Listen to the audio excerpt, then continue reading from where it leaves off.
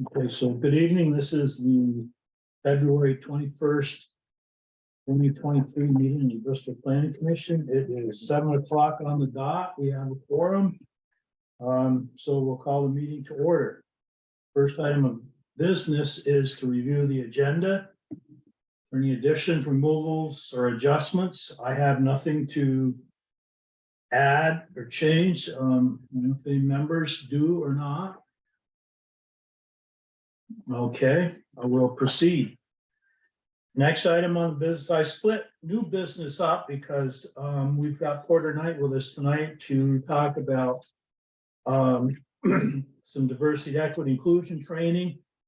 And then we have some business that would bore her probably, so we'll take that up after we get done with our continuing business. So I guess at this point, Porter, if you want to start it, it'd be great. Great. Well, thank you so much for making time. I know you guys have had super busy agendas of late, and I appreciate the hard work you do. And you'd be surprised, I might not actually think that what you're doing is boring. I did look at the agenda, so I might loiter. But I'm here today in my capacity as a volunteer. I volunteered last summer to write a grant for the town. You might recall that the select board adopted what they called a declaration of inclusion a couple of years ago, declaration of inclusion of diversity and equity, but then, really weren't in a place to do anything about that. And the Vermont Community Foundation last summer came out with a grant opportunity for municipalities specifically. So the grant was to make money available for municipalities to do work and education around diversity, equity, inclusion to make their communities more welcoming and hospitable to all. And so I talked to Valerie and I sculpted a grant that does three things. So the grant allows the town to do some training, and those trainings are going to kick off in March. And you'll be hearing more about that, but there'll be 5 different training programs. And they'll be required for town employees, but strongly encouraged for all volunteers in the town. So all committee commission members will be invited to participate, and to make that easier, they'll run the trainings twice. So each training will be offered during the day in person for town employees, and then offered again in the evening via Zoom, so that anyone in the community who wants to participate can, and also for town employees whose schedule didn't allow them to do it earlier in the day. So there'll be a range of topics. Those will be mostly done by the consultant that the town has hired to do all of this grant work, whose name is Tabitha. Yeah, I totally know her name, and I'm just, you know how that happens. Anyway, her company is called Evolution Consulting. So she's going to do 4 of the trainings. One training will be done by Linnea Johnson, who works with Women Safe. So that's the training that's on gender and equity. But the others are about bias, about leading with equity. I'm looking at my notes here, about the value of even having these conversations in a municipal setting and how that would impact our work. So that's the training piece. But there's 2 other aspects to the grant. The last aspect of the grant is to draft a sustainability plan. So after this year of training and some other work, what are the possibilities for how the select board might move forward? So that'll be the last piece of the grant. And then the piece that brings me here to talk to you tonight is the middle piece of the grant. And that includes a couple of components. One component was Tabitha worked with Valerie to review a bunch of materials that the town has. So she looked at the website with the eye towards access and inclusion, and made some recommendations to Valerie on how things could be improved, although the website overall got pretty good thumbs up. She also looked at the town report, last year's report, to see how that worked as far as inclusive language, and again, got some pretty good thumbs up and a couple of suggestions for moving forward. And then she'll also be working with Valerie to go over job descriptions and to see how they can be as open and welcoming to qualified applicants as possible. So the last piece of that middle component has to do with developing what we're calling a decision-making framework, or a tool that department heads, as well as all committees, commissions, and the select board can use to evaluate decision-making to promote equity. So what we wanted to do was to create something that was simple and easy for all different types of groups to use, to introduce just the thought process of, with each decision, who is impacted by this decision, which of course we always consider at the town level when we're making decisions, but will that outcome promote equity and greater inclusion, or will it just perpetuate status quo, or worse, actually tilt the playing field and make it less equitable and less inclusive? And so we looked at a bunch of different tools that have been used with different municipalities with Tabitha's help. And also Valerie had access to some that she had been exposed to in trainings she had done as an administrator. And we came up with a tool that we test drove with the Recreation Department last fall. It was a pretty clunky tool at the time, but Meredith was patient with us and gave us some good feedback, and we pared it down quite a bit and tried to simplify it and make it more user-friendly. And then I test drove that with the Energy Committee a month or so ago.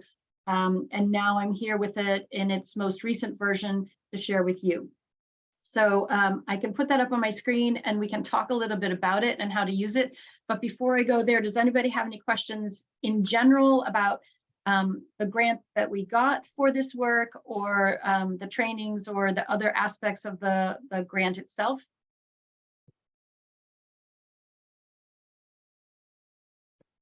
Melissa? Yeah, you said 5 different training sessions starting in March. Is that going to be one a month, one a week? What? They're going to go, they're going to be every other Wednesday starting on March 15th.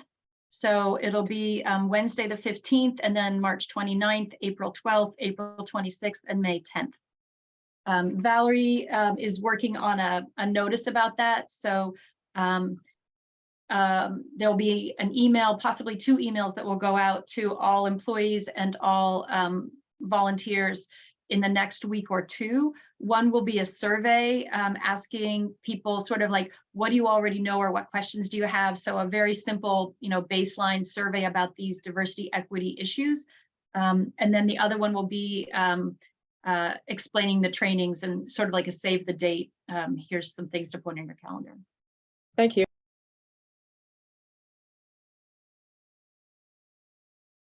Okay, should I go ahead and share my screen then?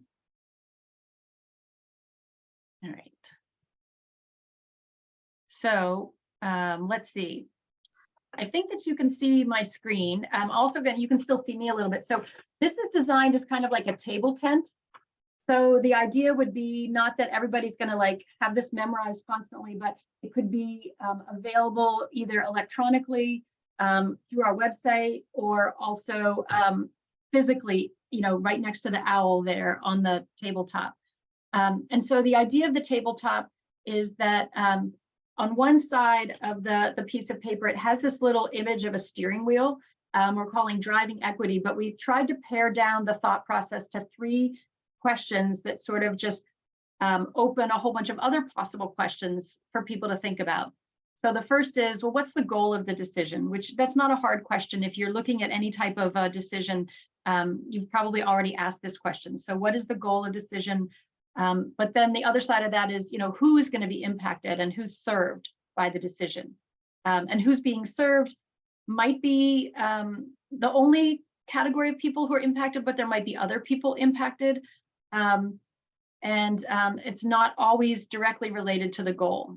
And then the third question is, who's missing from and who is participating in the conversation shaping this decision? So, sometimes a decision comes to the select board or to a department head or to a committee driven by a particular group or party, but there might be other people who aren't being part of that conversation, but who might be impacted or might be served, and we want to reach out to them. So originally we were talking about this, and I don't know why we have all these driving metaphors, but originally I was calling it a speed bump to decision making. So the idea being that, when we're making a decision, there's all this work that goes into it, and people make so, they spend so much time, and we just wanted there to be just a little speed bump about equity. We didn't want it to be a huge, fiasco. We didn't want to have people revisit all the hard work they'd already done, but we did want to have this kind of speed bump. But then we realized, this is part of what, when I started test running this with groups, is that this should be something that happens at the beginning, not at the end. So it's not like you do all your decision-making process and then you have the speed bump about equity. It's more like, wait, let's ask these equity questions at the very beginning. Let's have this sort of equity perspective, looking right out the windshield at the start, so that we can just make that be naturally part of the work that we do as we go along. So we kind of came down to those three simple questions. One thought we had is we might, on the inside of the table tent, put some more deep dive questions in each of those three categories, if that helps a group explore it. But this is kind of where we're headed. And I'll just go to the other side of the table tent. So this is just a little description of like, what is this and why? So the purpose of the exercise is to ensure that all decisions made in the town of Bristol contribute to Bristol being, and this is a quote, a place where individuals can live freely and express their opinions, committed to fair and equal treatment of everyone in our community, as stated in the town's Declaration of Inclusion in June of 2021. Every decision made by every department head and committee has the opportunity to grow Bristol toward equity and inclusion. These questions are a starting place to help decision makers look for where power flows and work to see that all are served. So that's kind of what we set it up to do. I can talk to you a little bit about some of the decisions that we kind of like put through here to see how it would work, or I could just stop talking and answer whatever questions are coming to your minds.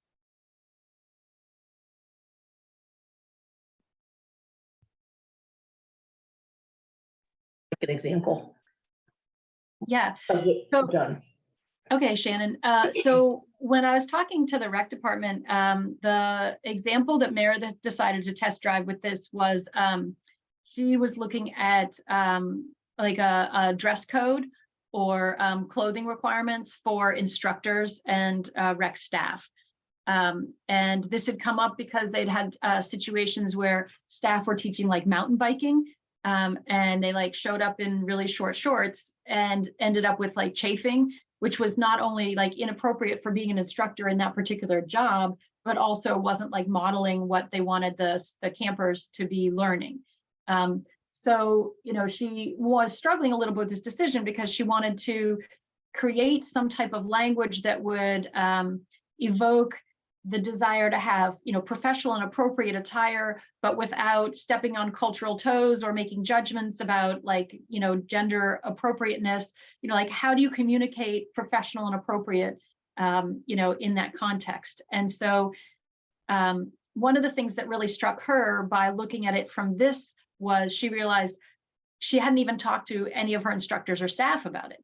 And she was like, well, okay, that's a pretty glaring like entity that was missing. And she was sort of angsting about like, I want to make this decision, or I want to come up with something that's going to be good for them, but hadn't really even like thought about, oh, well, I could go to them. And it's one of those things that like seems easy, but that's why I like speed bump or just like a quick question is that sometimes when we're in the process of working through something, we get caught up in the process and we don't have that perspective. So it's just a simple question. She was like, oh, I could have a conversation with them about how this might work.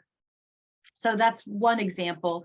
And she and I spent a little bit of time with it. As I said, the version that I had with her had a lot more questions in it, and it seemed to be really time consuming, and I didn't want that to be the case for groups. So I was hoping that this simplification of it might help a little bit. When the consultant and I were talking about it initially with Valerie, we decided to use an idea that the select board had talked about, which they're not moving forward with right now, I don't think, but we were talking about, I think, the speed limit. And one of the things that came up in that conversation was, like who might be missing from, so who had come, like the reason that had come was people had expressed safety, pedestrian and bicyclists had talked about safety. But one of the groups that would be impacted by that would be truckers coming through town. And, they're missing from the conversation. That doesn't necessarily mean that we would then make some type of an outreach effort to truckers.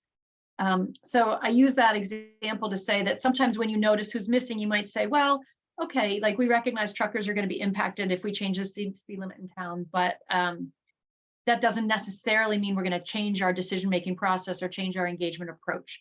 But you've thought of it, and if you determine that you should change your process or approach, that gives you the opportunity to do it. So those are two of the examples that we've run through. I have one other example, and then again, I want to stop talking and hear from you. And we could actually, if there's an idea that you guys have been, a decision you have on the table, we could sort of press it through this a little bit. I'm happy to role play that. But one of the experiences that, or one of the examples that the consultant shared with us was, so she is Black, and she said, you know, those like the hand sanitizer things, like you stick your hand in and it like automatically dispenses the hand sanitizer. So she said she'd been really frustrated all through COVID because they often like, you know, sometimes they just don't work. And so you're like there and you're like trying to get your hand in the right place and it's just like, it's not working and you're not getting anything out. Well, it turns out that one of the companies that produces those, which happens to be one of the biggest companies producing them in this country, only tested them on Caucasian hands. And this is like a really great example because obviously like the company's not racist, like they're not bad people. They weren't like trying to exclude any group, but because they had sort of a narrow framework in their testing of a particular product, then when the product rolls out and gets sold to, for example, enormous school systems across the country, like I think the city of Philadelphia has these units in all of their schools, they don't work on darker skin colors. So if you have a school district that's invested a huge amount of money in this dispenser of hand sanitizer, but now it doesn't work for a significant portion of your population, from a municipal standpoint, that was a bad decision. And it's not promoting equity. And it also meant that they, you know, spent a lot of money that's not working. And now teachers are out buying like pump hand sanitizer dispensers because they don't work. So I think that that was an example that was one of those aha moments for me, that the whole purpose of this exercise isn't about, you know, it isn't about race. It's equity more globally, saying like, you know, we just don't always know what we don't know. And anything we can do to sort of open our perspective a little bit and ask those questions can help produce more beneficial outcomes, more cost-effective outcomes for our whole community. So those are just a couple of examples. But part of why I'm here today is to see from the Planning Commission perspective, like what kind of decisions are you wrestling with? And is there one that we might be able to sort of try asking these questions to and see, you know, if it opens a perspective, brings some new insights, is the same, is harder? I'm curious. Should I keep sharing the screen or should I take that down just to talk? What's your... You can probably just go back to regular mode.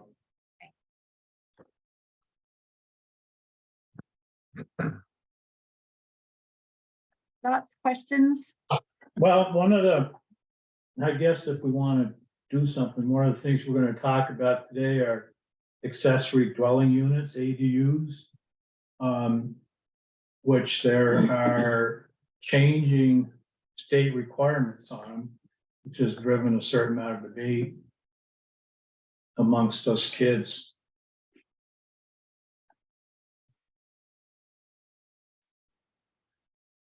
So I guess probably the goal is to provide, I don't know if you want to say more housing, but reasonable housing within the village.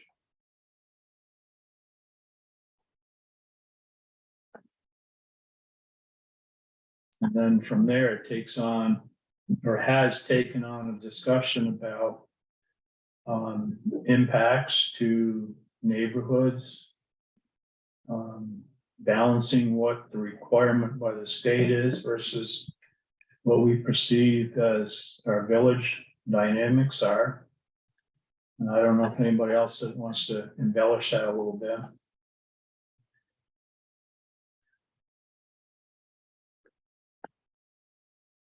That one.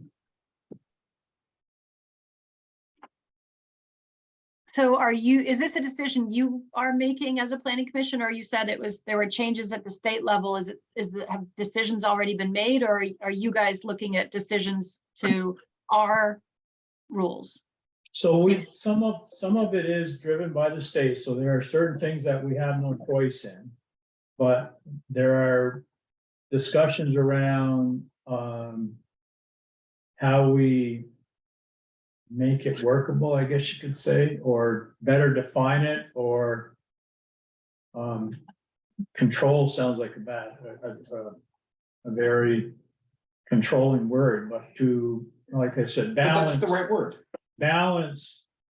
Yeah, you know, what the character of the village is versus what may happen if this particular aspect runs away. Okay. Melissa.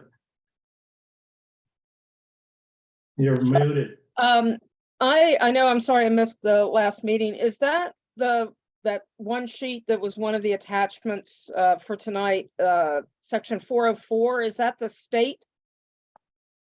No, that the that state? is your reg. I'm sorry, say that again? That is your, that's your, in your regulations, and the things highlighted in yellow are the proposed changes to your regulations. Okay, so the ones in yellow are being proposed to change to that's highlighted in yellow, or change from that's highlighted in yellow? The first one is from, and the rest are to. So we'll go through that. Okay, okay.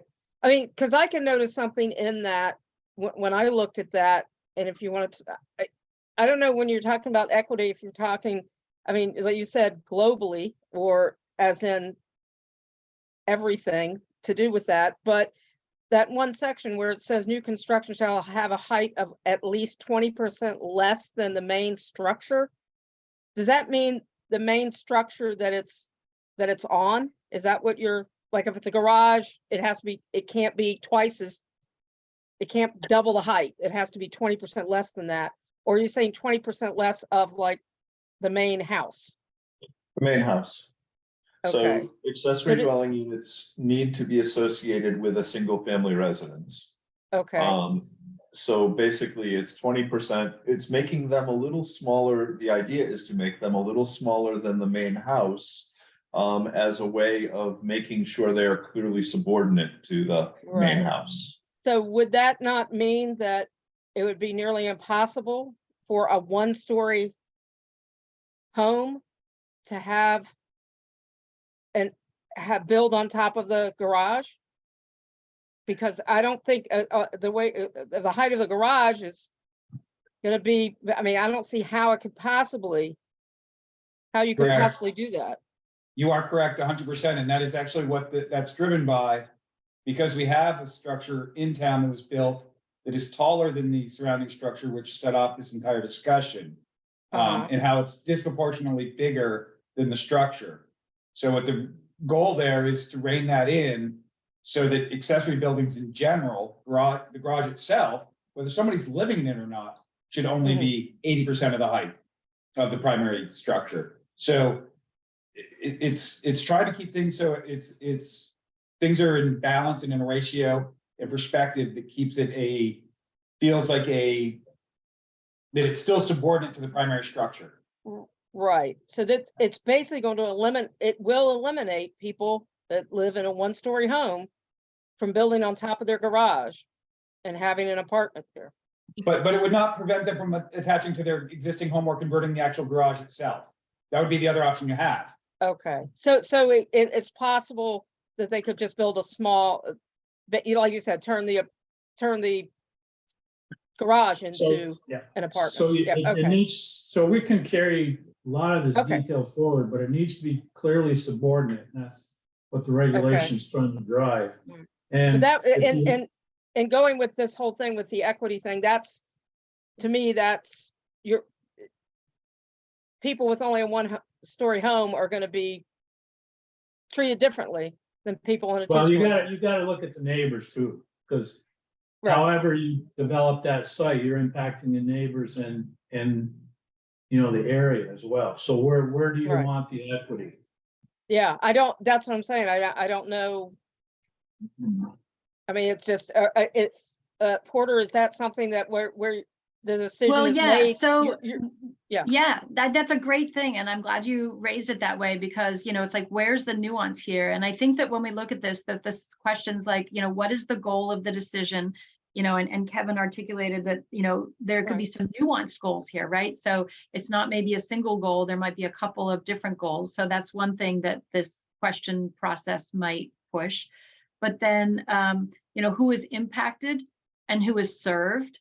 So again, there you might be looking, at different populations, and then that links really closely to the who's missing from and who's participating in the conversation.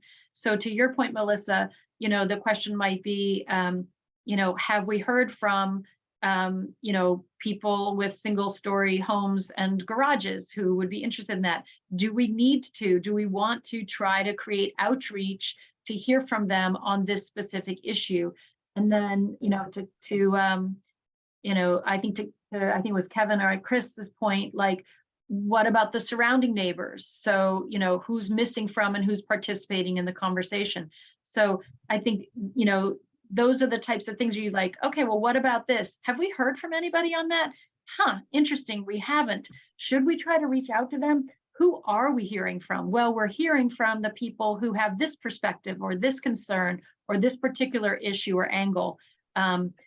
Does that represent, the community broadly, or is that just, the portion of the crowd that is currently outraged or is, most obviously in favor of or opposed to this? So the point of the questions is to try to help, see who else we might want to get input from, or at least to consider. Because again, it doesn't mean that you have to, it's not like a plan that says, you have to create a checklist and then you have to talk to 10 people in each category. It's much more general than that. But just to try to, open those doors. And I guess, so I would say, if we use this example of the accessory dwelling units, who in town has come to you guys already and said, hey, I got things to say about ADUs, either in favor or opposed. So are you hearing from the public? Yes, And from both sides? yes, Great. So, so you're getting that from both sides. And if you feel like you're getting a pretty good representation on both sides, then that lets you as a committee feel like you can look at, who's being impacted, who's being served, and, feel like you're getting good representation from them so that you make your decision. right. I mean, I would look at the single story homes similar to the truck driver impact. How many single story homes are there in the village that would be impacted by this? Do we really need to pull them in? I would look at it the same way as the select board, or as you mentioned before, you're going to go out and solicit truck drivers. They don't necessarily create a large enough pool of impact where it should change the decision. Correct? Yeah, I mean, so the idea of this equity conversation isn't to tie the hands of a group or a committee at any point, but just to try to give you some starting point questions to begin to have some conversations, and hopefully, to add a little bit of freshness to those conversations, and let you see things that you might not have seen. And I So brought that kind up of- as an example because of that, because there was, well, okay, this will exclude something. And I thought that would, maybe a good example to. So to kind of wrap things up, the tent diagram you had, Porter, is that something that gets distributed, or what are the next steps? So I'm still looking for feedback on it. So, I would love to hear from all of you on the committee, and we can even just go around and say, like, this looks interesting. I think it could be useful, or this is a massive annoyance and one more pain in our butt. Are you kidding? I would genuinely like to hear from each of you on the committee, what your general sense of that is. And then from both of those camps of folks, but especially if you think that it's, an annoying challenge, what might make it better, or how could I make it easier for a group or a team or a committee or department to use? So I'd love that kind of feedback. And so I'll just finish saying what I'm going to do with it, and then maybe I can get that feedback. But So I'll work with it again, and then Tabitha and Valerie will take it over, and this will be something that Tabitha will integrate into the last training. So the last training is how we lead with equity. And there'll be a conversation there about how to use the driving with equity tool. And so then Valerie will work with department heads to support them in using it. And it will be then, available for all committee and commissions and encouraged to use it there. So we can expect that this is something we would hope would be being used from, say, summer moving on. So, Rob, do you have any thoughts that you'd like to share? Not too much. I think something like the tent thing you were talking about might be most helpful if it was kind of a flow based if then sort of thing, if there's multiple steps to it. If it's just meant to be bullet points of think of these couple items and for perspective, then that's fine, but. Thank you. Yep. Thanks. How about you, Slim? Hi, I think it's great to broaden our perspective at any time and get the wider view. So I don't have any particular comments on how to get there though for you, sorry, but yeah, I like it. Thanks. Shannon? I guess I'm on the annoyance table. It's one more, I think all we look in our job description, what we're trying to do here, it's one more. If it has to come up every single time we're having a discussion, it might become more of an obstacle or a hindrance rather than a help to get to where we need to go. Just an opinion. Thanks. Melissa? Yeah, I think the three questions are laid out pretty well, and it kind of makes you think. And the thing is, I think it's a tool to consciously ask questions, which sometimes maybe we just don't do because we're trying to move ahead and achieve our goal and without maybe asking a few questions that we should. And I don't see why, those three questions will have to be asked at every conversation, but just at the beginning of a new conversation or beginning of a new project or something that we're working on.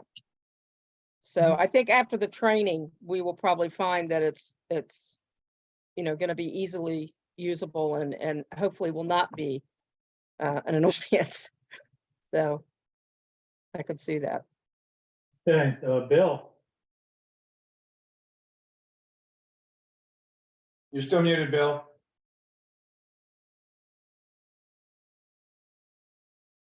There you go. My apologies for being late and I missed the conversation, most of it. I'm generally in favor of getting more perspective, but it can go too far. And there has to be a balance, and it depends on the situation, really, as to how much time you spend gathering more information and whether that's better or not. And John?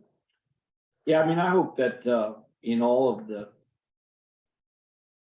processes that we design and put into the regs, that they are as inclusive as possible. I don't look at it specifically, but I know in the town plan and the regs, I believe there's some preamble type language that says, we want to create a transparent process that is equal and fair to all applicants, something to that effect.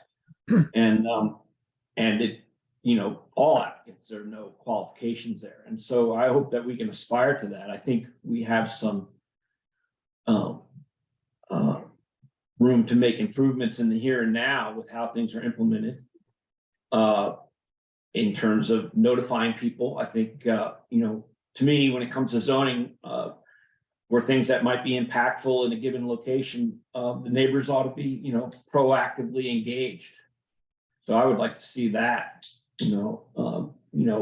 err on the side of noticing the most affected homeowners. You know, they ought to get notice that there's a change happening on their street or next door. They ought to have an opportunity to form an opinion about that and share that opinion about that, since it in fact affects their home and their town. So I think we're falling short now in the overall zoning process, at least in some remarkable, there are a few examples of that, I think. And I think we could do better across the whole process. And, you know, when it comes to ADUs, in the context of that conversation, what we're really doing is, which I wholeheartedly support, is seeking to increase our density and get more housing out of the land we have, which I very much support. When we do that, my key concept is that when we increase density, we need to really get the stakeholders involved, because we want density to work, and we want it, and for it to work, it has to work for everybody, all the stakeholders. The neighbors need to have peace with density. If the density doesn't work because people are building huge things that have big lights shining, or making a lot of noise, or bringing other disturbances to their block, or perhaps next door, you know, then they need a chance to be heard before that happens. And so hopefully with ADUs, we can put a process like that in place so that the neighbors get noticed, and neighbors have a chance to weigh in if they feel they want to. And then we can go forward together that way. I think that kind of inclusivity on the basic level is key. And I think that the regs should be transparent. All applicants are just applicants. And I think that's, you know, a lot of what you're working on is how to be inclusive across the board, Porter. Okay, so I'll close it with the thoughts. I think, you know, I understand where Shannon's coming from. We don't want this thing to be driving every conversation, but I think those three concepts, goals, who's it going to impact, you know, who's participating and not participating, particularly that one there, from my point of view, you can be swayed on a decision based on a relatively few people, if they're loud enough, if you will. So I think it's good to have that, use it as a mindset, if you will, philosophy, as opposed to a checkpoint. You know, the three aspects are solid as far as how a process should occur. Thank you, Kevin. I think, yeah, that's a great sum up. The mindset or philosophy rather than, you know, a checkpoint. I don't want it to be a straitjacket, but just a perspective. So I appreciate that feedback. Bill, I'd be happy to meet with you later and show you the tool. You know, I always love to get together for a cup of tea. And I'm cognizant of my time being up, so I will let you go on to your other stuff, but I do want to just put it out there. Adam and Jim, I would love to hear from you, you know, what you guys think. So if you want to email me or call me later, and Jim especially, because I know you got to hear this with another committee. So you've seen it from a couple different angles, and I'm really interested in how this strikes you. So appreciate both of your input down the road as well. So thank you so much for your time. And you guys will hear from me again on this, and I hope to see you at the training starting in March. Okay, thank you. Thanks, Porter. Thank you, Porter. Okay, we'll move on to continuing business, which is bylaw modernization grant work with Adam. Pick it up. How's that for? That was good.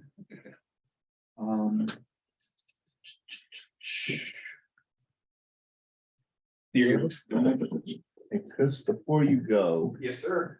oops, sorry.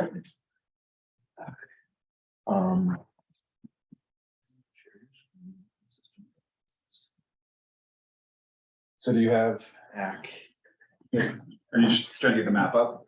Yeah. So I've got it open in my tabs. Okay, so down. And I'm sorry, I use Google a lot. I don't use Teams. So if you arrow somewhere here, right here, Screen click share. screen share. Yep. Then choose the screen that you would want. Well, Boy, there's a picture. right.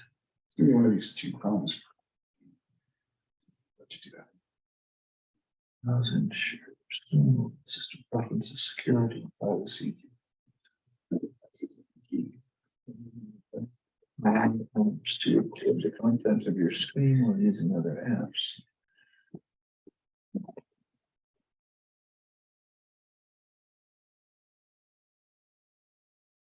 With lock. Okay.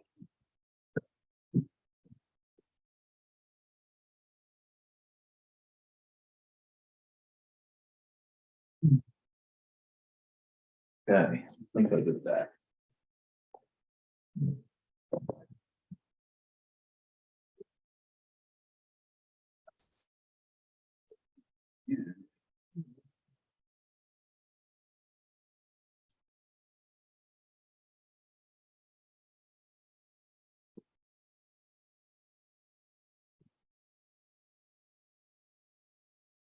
Hmm.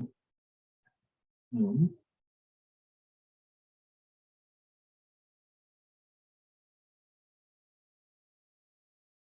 Accept it. Do you need to add Chrome maybe?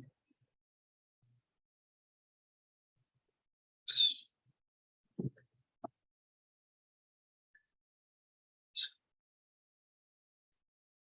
want to just get to a tab and that's what I was like, checkbox would be right here.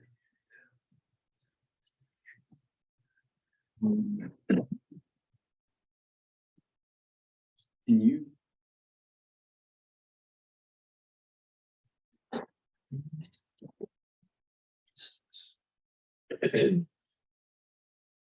But it's looking for when I try to get to it. It needs a Google login, which you might just be able to log in from here and I can share mine. You want to try that?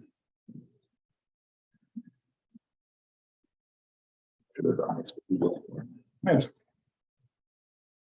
You want to play through some things both and then I work through business? Okay. I have a fundamental question, but I think it, before we get into this conversation tonight, but it's going to require Adam's own answer, I think.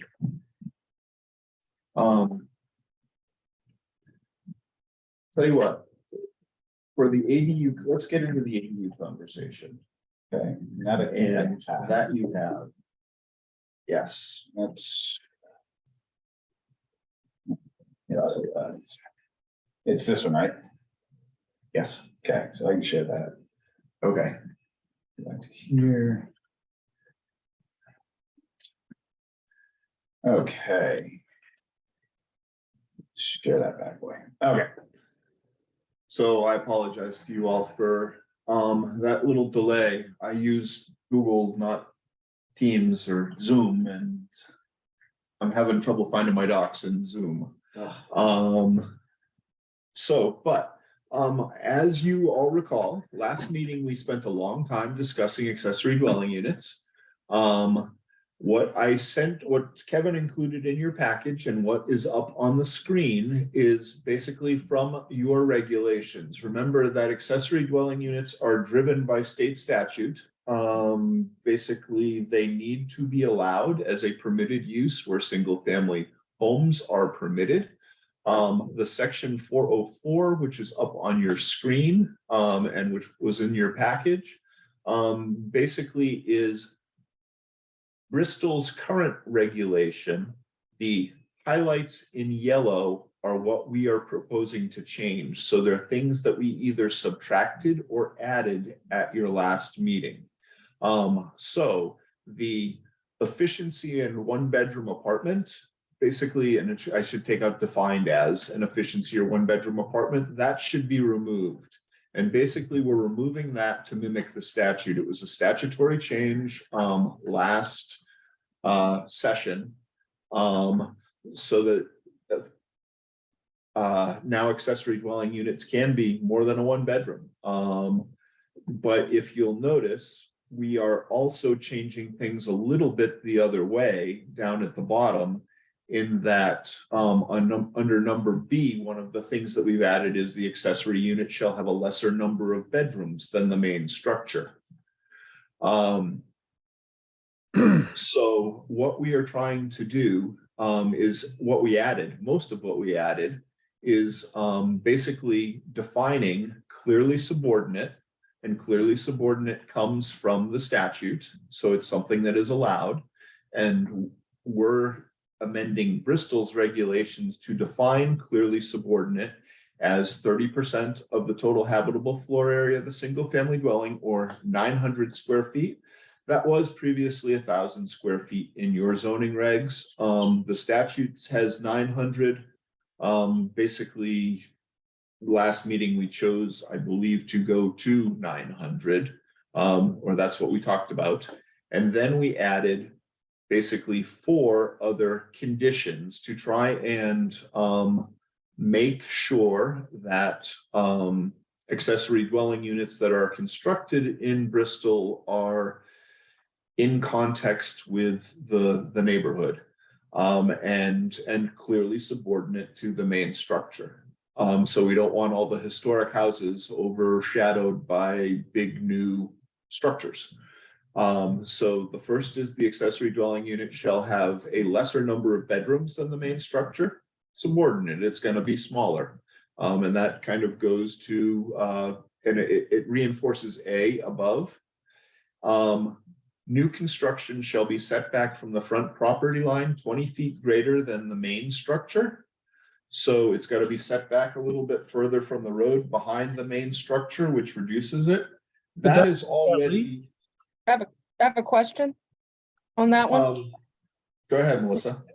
New construction, I take it that means even on an existing, like, I'm just using a garage as an example, an existing garage, new construction would be considered, I'm sorry, putting an apartment on top of that would be considered new construction?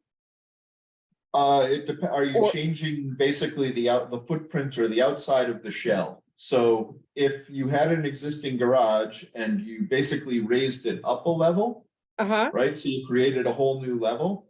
That would be new construction. If you had an existing garage that had a room above it, basically already, and created an accessory dwelling within the existing structure within that room, I would not consider that new construction.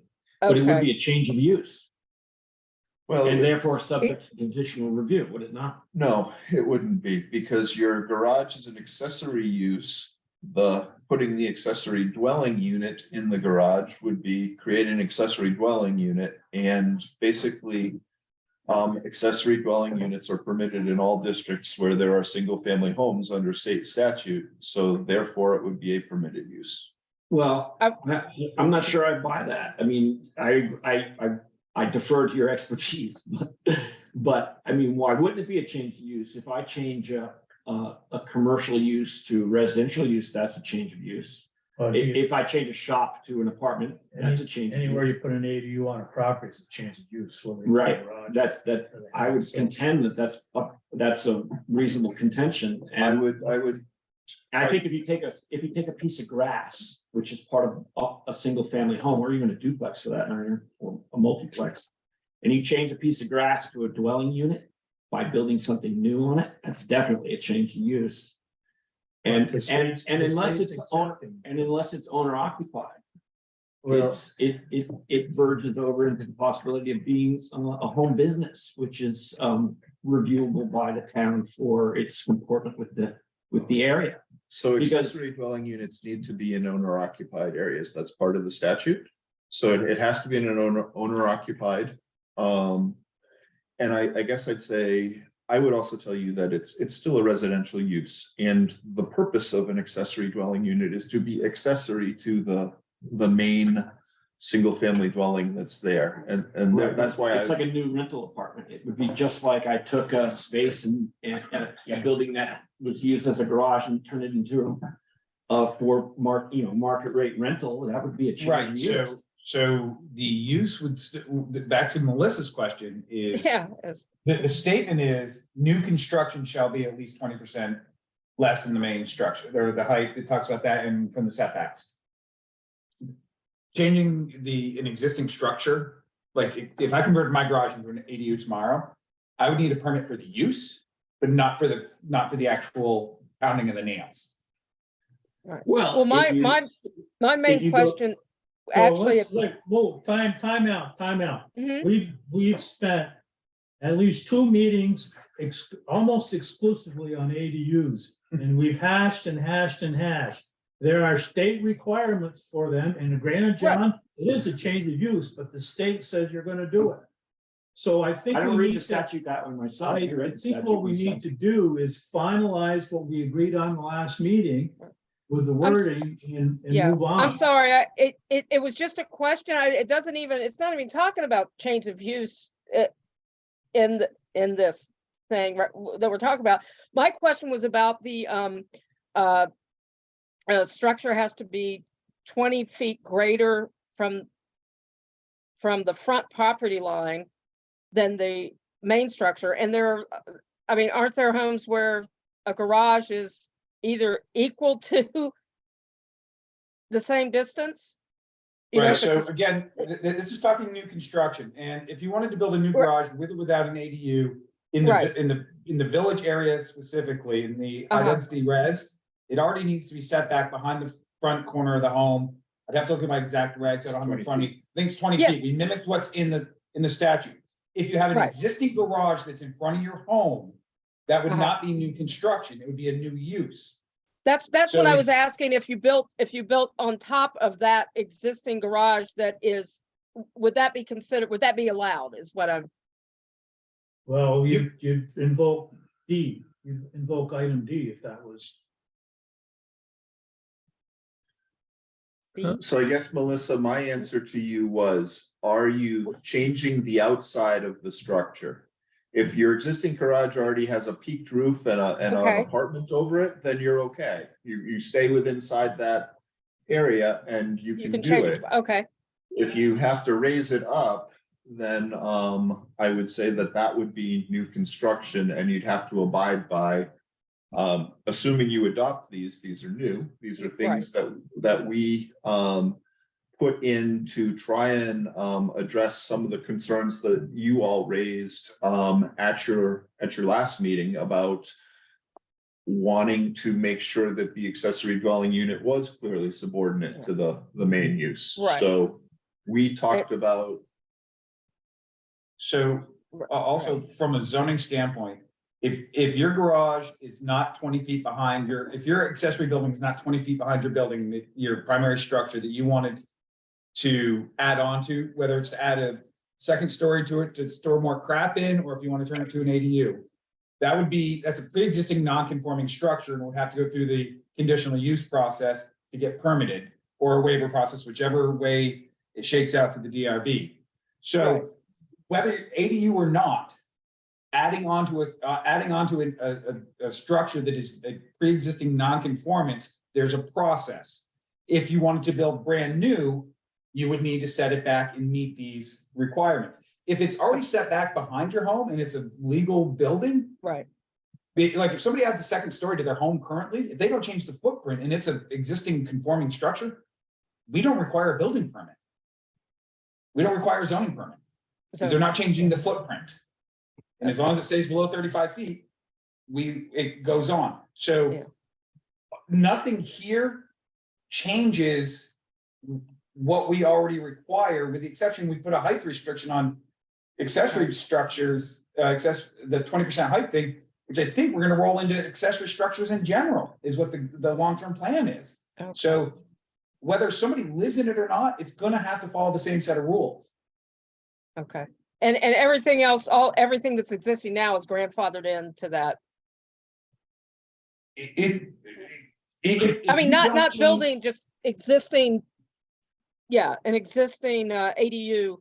Okay, so a great example, my neighbor right next door to me has an attached garage on their home that's the exact same. It follows the exact same roof line of their existing house. You wouldn't know it was a garage there if it didn't have an overhead door on it. If they want to convert that to an ADU, all they would need to do is get a permit for a change of use for that space. That's it. They can do whatever they want inside, as long as they have adequate septic and can do that's how that process would roll. So Slim, so we finished this one up, so Slim's got a Yep. question. Yeah, Go ahead, thank Slim. I just don't want to hurry past what John brought up, and Chris just said, changing that garage to the ADU is a change of use. Now, that might be mandated by the state, but nonetheless, it seems to me clearly that these are changes of use and should be looked at like a change of use, and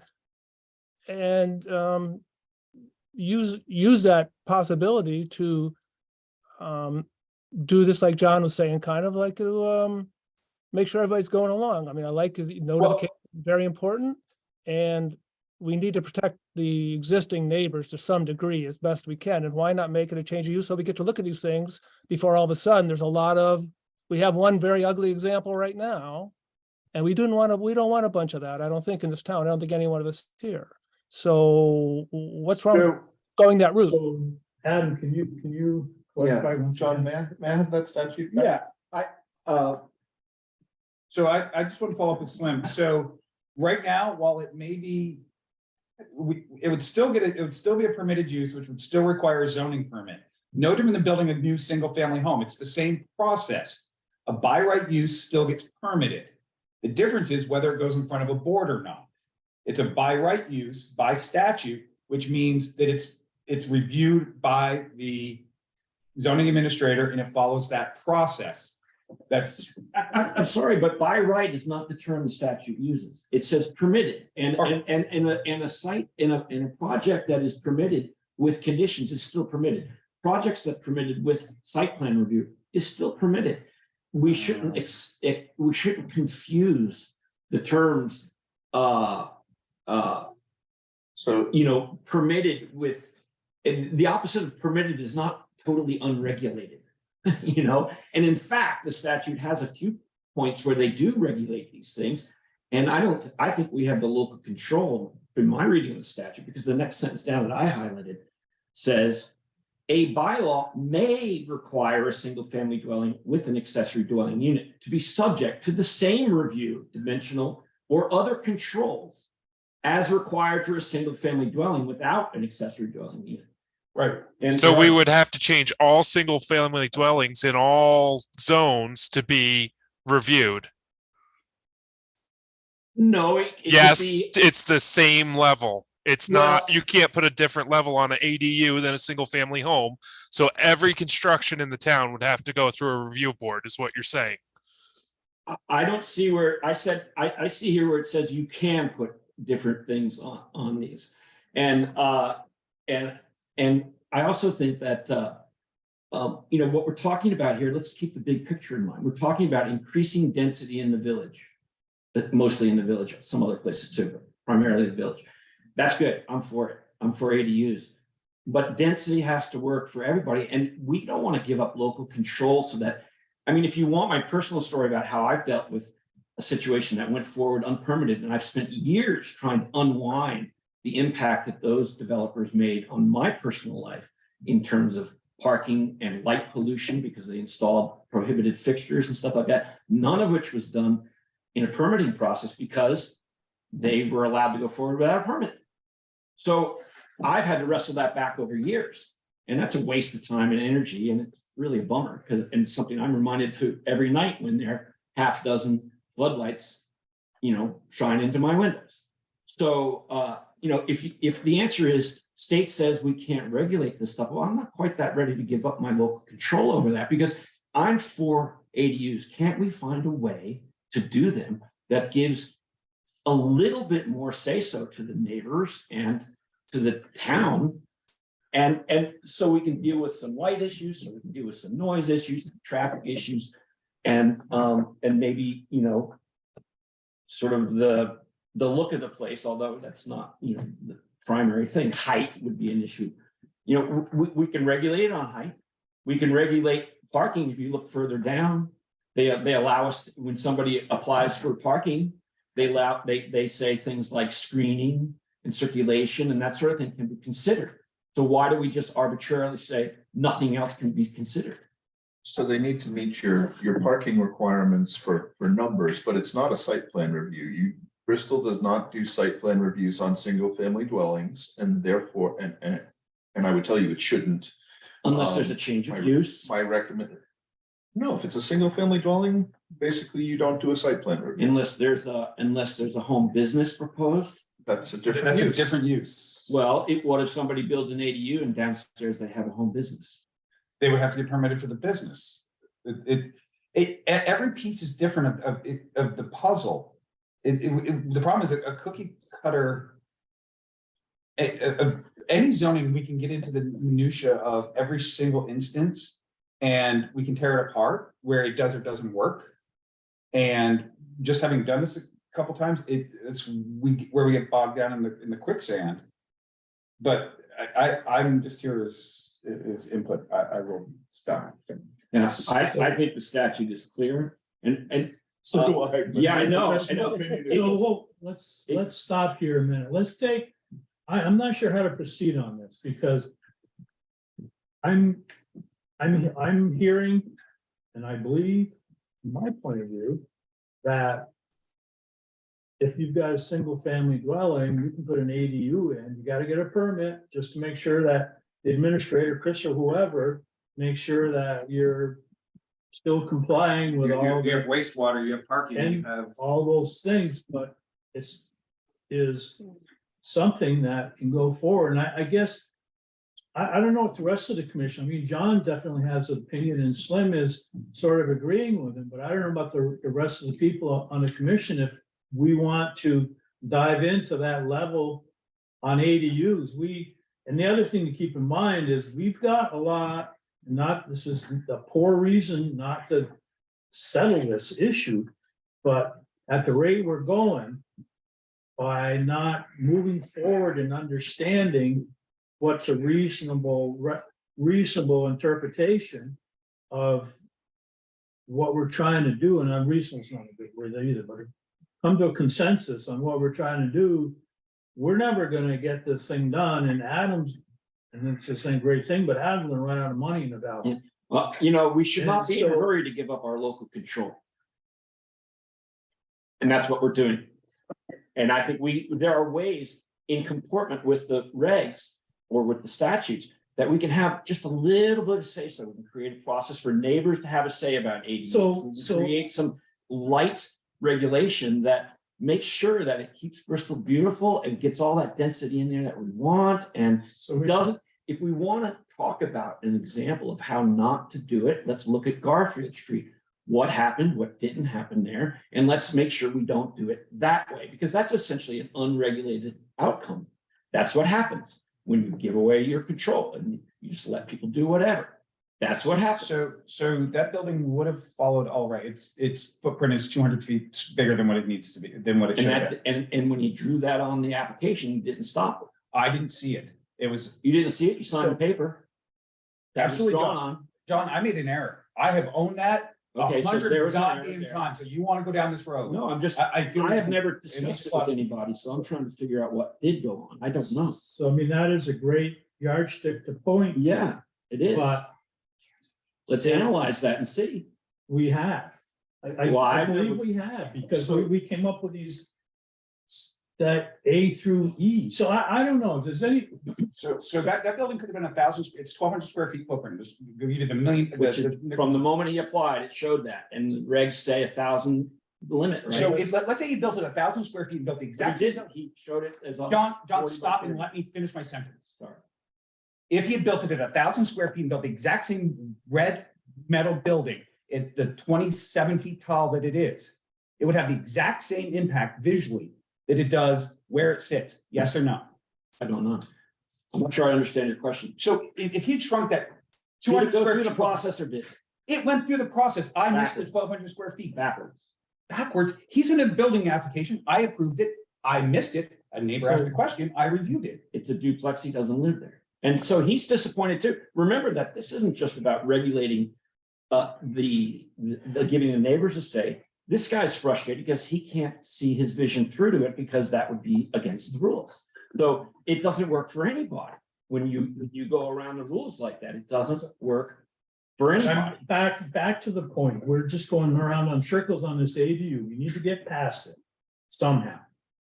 Is there anybody else, John, we've got 2 members of 7 here tonight that are concerned with how we're handling ADUs. Is there anybody else that is concerned with that?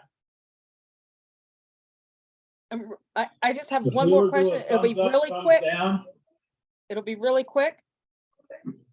Those, I'm sorry, I can't see the page now, but all of those regulations, I was a little confused by the bottom sentence about new and existing. My question is, if an ADU already exists, does not meet all of those requirements for 3, it's still okay, though. It's, you're not gonna make people stop renting an apartment. No, Right. it depends when the apartment was put in. Okay. If the apartment was legal prior to zoning, like there's an apartment across the street from my home that was built prior to zoning. It is still an accessory dwelling unit. It Okay, is a pre-existing non-conformance. If the landowner wants to increase it, change it in any manner, it would then have to go through the process of a pre-existing non-conformance. okay, So Okay. no, we would not. Now, if it was built illegally and we didn't know about it, yeah, then it could go through the process of violation. okay. All right, thank you. Do we want to move forward on the proposal or not? Got thumbs? I say yes. I feel like we're taking the first sentence out, correct? The first highlighted sentence, and then updating the other language at the bottom. Is that And correct? the other language at the bottom is proposed to be added. Yes, and I would say it's a little bit of that local control. So it's using the clearly subordinate within the statute to establish some things that will make the unit clearly subordinate. So you don't necessarily get a Garfield Street, but allows it to move forward without a lot of, as a permitted use. So these things in number 3, B, for example, and C. B is about number of bedrooms, C is about setback, height is D, design features E. We can regulate those things, but we can't put in something for light, parking, character, noise, I mean, what's the arbitrary yes on these things, no on those things? I don't get that. They're related to clearly subordinate. So the other thing. we've got In an questions on- attempt, John, we put this stuff in an attempt to reclaim and maintain some of that local control through the tools of defining clearly subordinate. Other than that, the state has said that we can't put extra regulation on that than a single family home. So this is how we're trying to make sure that it fits. And that is So- what we're limited to. So instead of then agree to something the state is telling us to do and give up control over this infilling higher density and densification, which is, something to be controlled more, not less. It demands more scrutiny, not less. It's more density, not less. We consider proximity to things when we look at a proposal for zoning. If it's out in the field and nobody cares and you have an impactful activity and it happens out there, we take that in consideration. We say, nobody's much going to be bothered by this thing. Sure, put your gravel pit out there or whatever. But why is the opposite not true when we put something for 15 feet from somebody else's back porch, the neighbor's back porch? I want to try to find a solution here, and what I would propose would be including so that we can comport with your reading of the statute. I think we do put a requirement, and it doesn't have to be a long page long technical bylaw, but it can say for houses that are getting developed in the village now, even if they're by right, like there needs to be a plan for lighting and noise. I mean, we're asking people to live close together. So every construction project going forward should go through all the performance standards. I didn't say that. I'm just asking. I would think that we want more dense development in our village that exists that people love. We want to guide that very carefully, yes, and not give up local control because the state apparently says you can't. But I see this language that says it can be. So one solution would be adding to it's finding some language that would work so that we're treating everybody equally, but we make sure a couple more of these issues.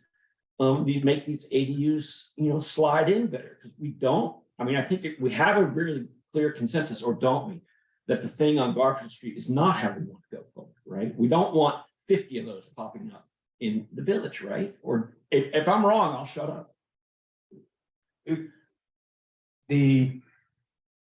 I guess my question on the Garfield Street one, well, we'll roll back to the side. Let's say it's 1,000 square feet and that'll. It's not, it's 1,200 per floor, 2,400.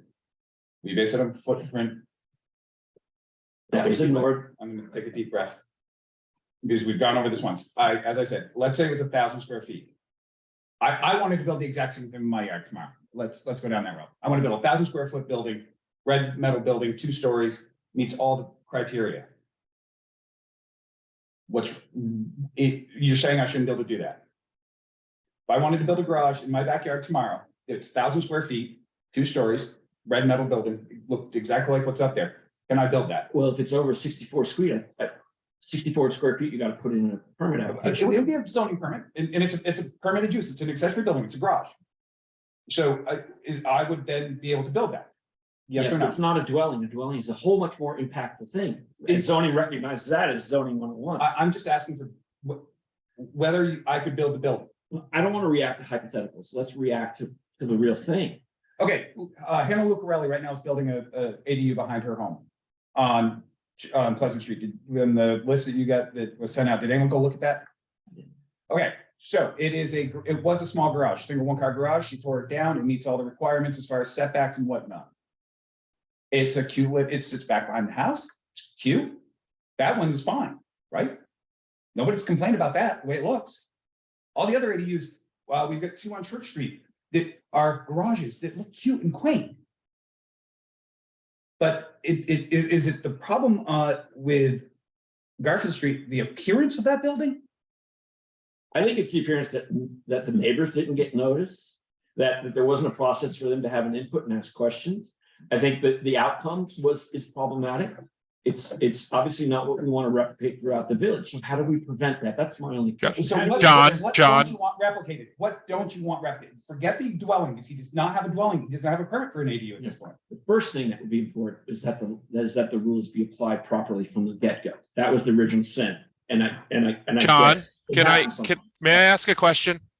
John, is your goal that there is community input on every additional construction within the village moving forward? I haven't proposed that. I think, though, that we need to, if our master goal over time is to increase the density of the village, which I support strongly in multiple ways, that maybe, ADUs and other things, apartment buildings, things like that, that yes, I believe that more density has to work for you. People move to the country because they want dark, they want quiet, they want elbow room. They don't want to. That they don't live in the middle of village. So you want to move to a village? Well, so, but just because you move to a village doesn't mean you give up, that you accept whatever noise your neighbor wants to make or whatever light they want to shine in your eyes. That's not the alternative. Well, you give up, you definitely, in that setting, you give up what other people can do and do on their own property by their rights. I mean, you don't get a say on your neighbor's yard just because you can see it out your window or when you No, that's step not true. outside. That's not what you're true. putting forward, though. You do get a say because in the existing zoning bylaws, for example, when they wanted to develop a firehouse or the apartments over there, Kevin Harper had to do it when he wanted to do his light industrial buildings over there. They had a lighting plan. But that's what that's what the zoning does, is that says these things are within what you can do without extra oversight. And so that's the community input on that. Well, but the regulations that exist about lighting say, for example, you can't have double-headed floodlights that shine out off your property. That's a very clear regulation. One I happen to appreciate personally. It's not everybody does. But I think when we live in denser communities, very important. Likewise, if there is an issue, the zoning board can ask one of those applicants about noise. Where are you going to put your HVAC equipment? Well, it matters to get everybody copacetic. That kind of thing does matter. So the person who's building the house on the corner of Pleasant and Liberty, who bought one of Martin Clark's lots, they're going to put a house there. There should be a permit, hopefully this spring. So they should go through a noise, a lighting, all of that to build their single family home? Well, there's another way to skin that cat, I think. Okay. So they come to you, they're building something bigger than 96 square feet, they're putting a permit application into you, Right. right? So, you know, there's an opportunity there to say to them, you know, you're expected to uphold this general rule, keep your light on your property, no exposed bulbs, you know, put your HVAC in the quietest place or shield it if it's something loud. It doesn't have to be down to decibels and millimeters on that It kind of stuff. absolutely does. Oh, yeah. If you don't have specifics, it is litigation. Because what I think is bright and light is different than what you think is bright and light. What I think is noisy is different than what you think is noisy. So let's get back to the question, because we're going off on tangents here. I'm not hearing. I want a thumbs up or thumbs down if we want to go down the path where we're gonna start regulating by right uses to the level that we're gonna do with site plan review. Who's in favor of doing that? Me. I'm not sure I understand the question. Because what your term, it's when we talk about adding stuff, it says permitted uses, but these are different things. By right. There are is by two right. types of permitted uses. There are basically by right uses, which are, and then there are conditional uses. And site plan review type uses Site in plan between is a review is- lower level of review. Yes, it is. Right, so we've Yeah. got two levels that require review. Most levels require review. And site plan review is different than conditional use review. It's conditional use review is a higher It's level. much higher. Site plan is more of an intermediate level, generally, or does not apply to single family duplexes. In almost, in any place that I can think of. And then there's just permitted uses. You basically have the ability to go to the zoning administrator, say, this is what I'm doing. You meet the setbacks in your list. And get a permit. Basically, you do have to give notice to the neighbors by putting out a poster. I'm building something here. They have 15 days after Chris issues a permit to complain. They could appeal the permit to the zoning board development review board in Bristol. So And can I stop? then get there. Relative to Porter's conversation earlier about reaching out and including people, you know, when somebody puts that permit in their window for an ADU, you gotta walk up on their lawn, maybe you don't have a good relationship with them, whatever. Why can't the neighbors who are right next door to a proposed ADU get notice? Hey, So that's a different topic. That's what we have in process today. There's also, so that is not germane to the conversation of what No, we're trying that's- to do here. Is that not a way of regulating? No, you're I don't just- like that word, but So it's a different topic. We're looking at by right uses, which are the types of things that you have a striper, you come in, Chris says you meet all the requirements, go at it. well, where does it say by right in this proposal? Where is the word by right? Permitted. So we use. But those are not the same words. Where does it say by right? Because I see permitted as several levels of permitted. So look at our definitions of what permitted is. I understand what permitted is. So you saw what they were in our defs. So when we use by right, it's being used interchangeably and it shouldn't be used. Permitted is the right term. There's permitted and there's permitted with site plan and then there's conditional use. And those are three very different permitting processes and three very different terms. Yeah, so by the example, having seen the example on Garfield Street, I would hope that we could find a way. In a way that we're not here to stop the development. We want to encourage people, but we want them to do it in a way. So we need to get Brings past, in the neighbor. we need to decide if we're gonna continue with the proposal on accessory dwelling units, or if we're gonna go back to the board. So anybody that wants to go ahead with the proposal and continue discussing what's Adam is proposing based on our last discussion at our meeting, thumbs up, and if you're opposed, thumbs down, and if you can live with it, thumbs sideways. I can keep talking about this. So Anybody? I'm sorry, clarify that, because I was. my So- brain's on fire. We have before us this section on accessory dwelling units. Based on our last meeting, Adam went back and changed it based on some concerns we had and modified the language. There's a discussion that's been going on for 40 minutes as to how to modify this in such a way that it involves a whole lot more scrutiny, which is not necessarily pertinent to discussing whether we're going to change wording. Too bad Fred's not here. You might say that kind of stuff is. So, and then we need to decide if we're gonna get past this and keep going with what we need to do, reviewing the zoning districts, or if we're gonna take this back to the drawing board. So thumbs up for getting past it. Thumbs up is we're okay to work on it. Thumbs down is no, we want to do I don't know what, and thumb sideways, I can live with it. So let's have a little straw poll here and see where we're gonna go. John, where you got thumbs up? Well, because what is your proposal to continue talking about it, or you intend to make a No. motion to adopt this? To adopt this. Yes, so I'm not gonna support that until we talk about it a little bit more, because I don't give up my local control that easy. So Can we I got ask one. another question? I'm sorry, can I ask one question?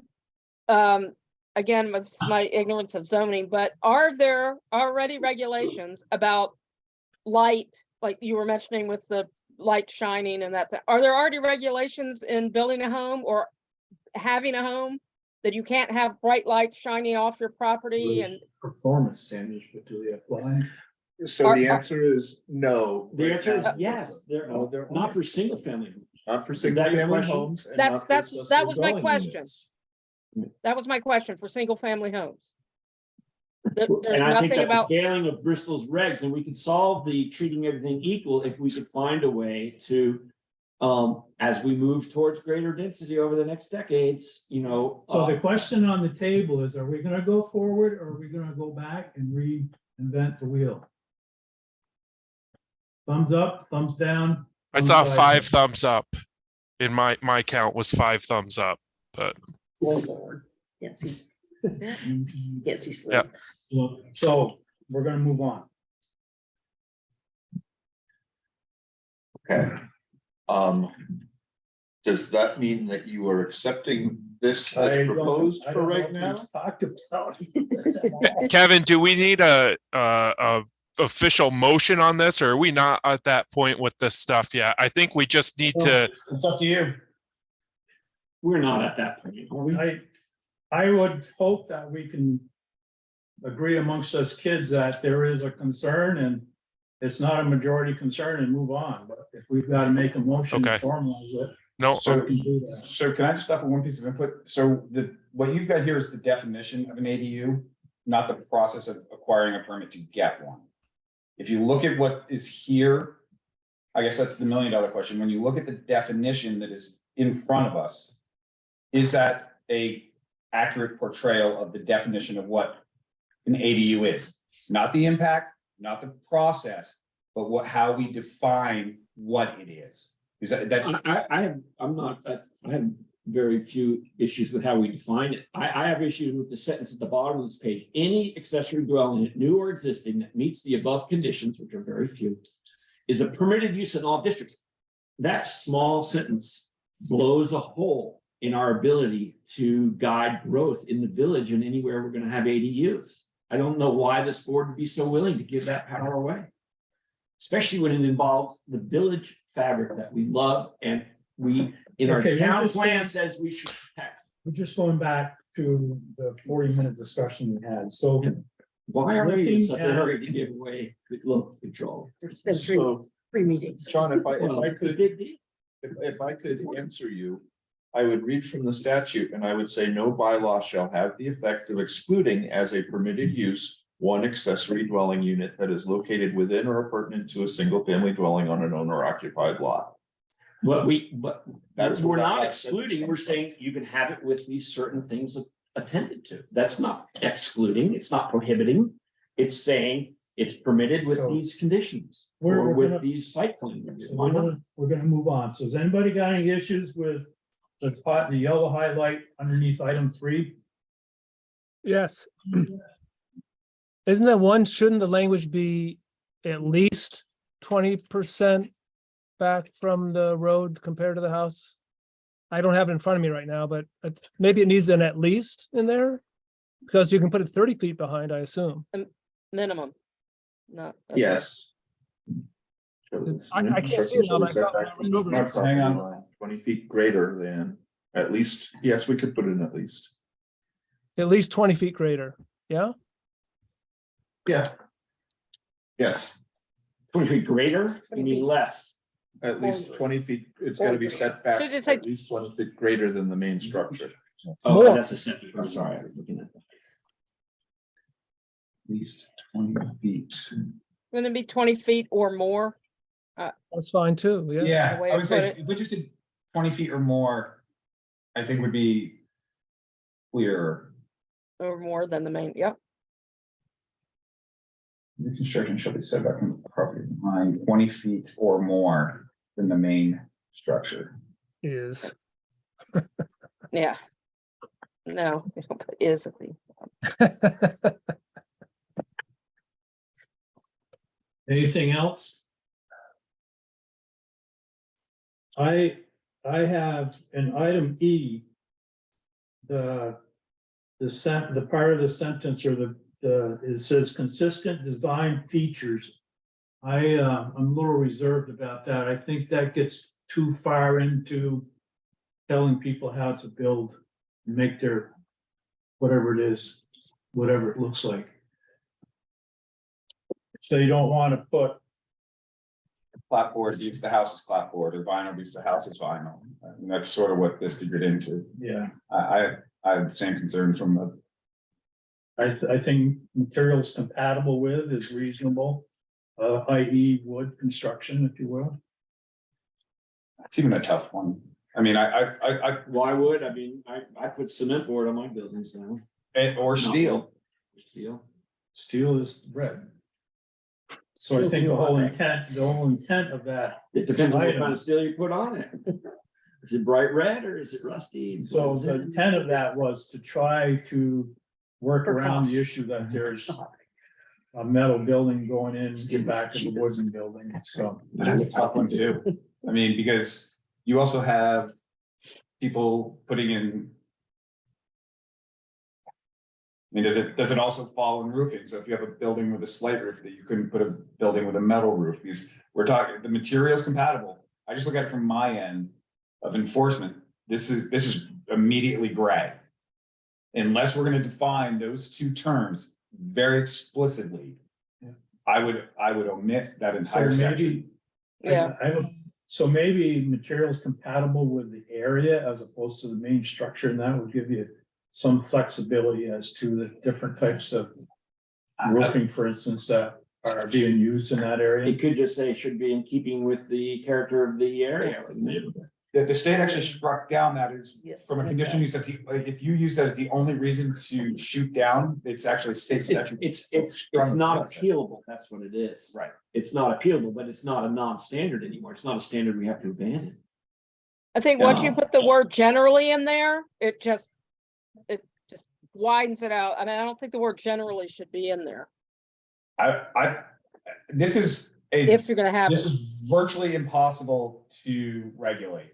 I just want agree to- with Right. Chris, like, if it ever came to litigation, there's no definitions or anything there, you couldn't do Right. it. Well, I mean, perhaps it's too vague, but on the other hand, it certainly gives people the idea of what is hoped for. And it would take maybe an unusual person to fly in the face of it and put up a metal structure when this is in our regs. Even though if they wanted to take it to court, yeah, maybe they would win. But I think something like this, I don't know if this is the best, but like this is very important. I think it's important to find some kind of language that gets that across in a way. I would say even more so, because I am concerned with lighting and noise in a dense neighborhood, but you know, I think we got to find some language to do that. Otherwise, we are just begging for more of Garfield Street.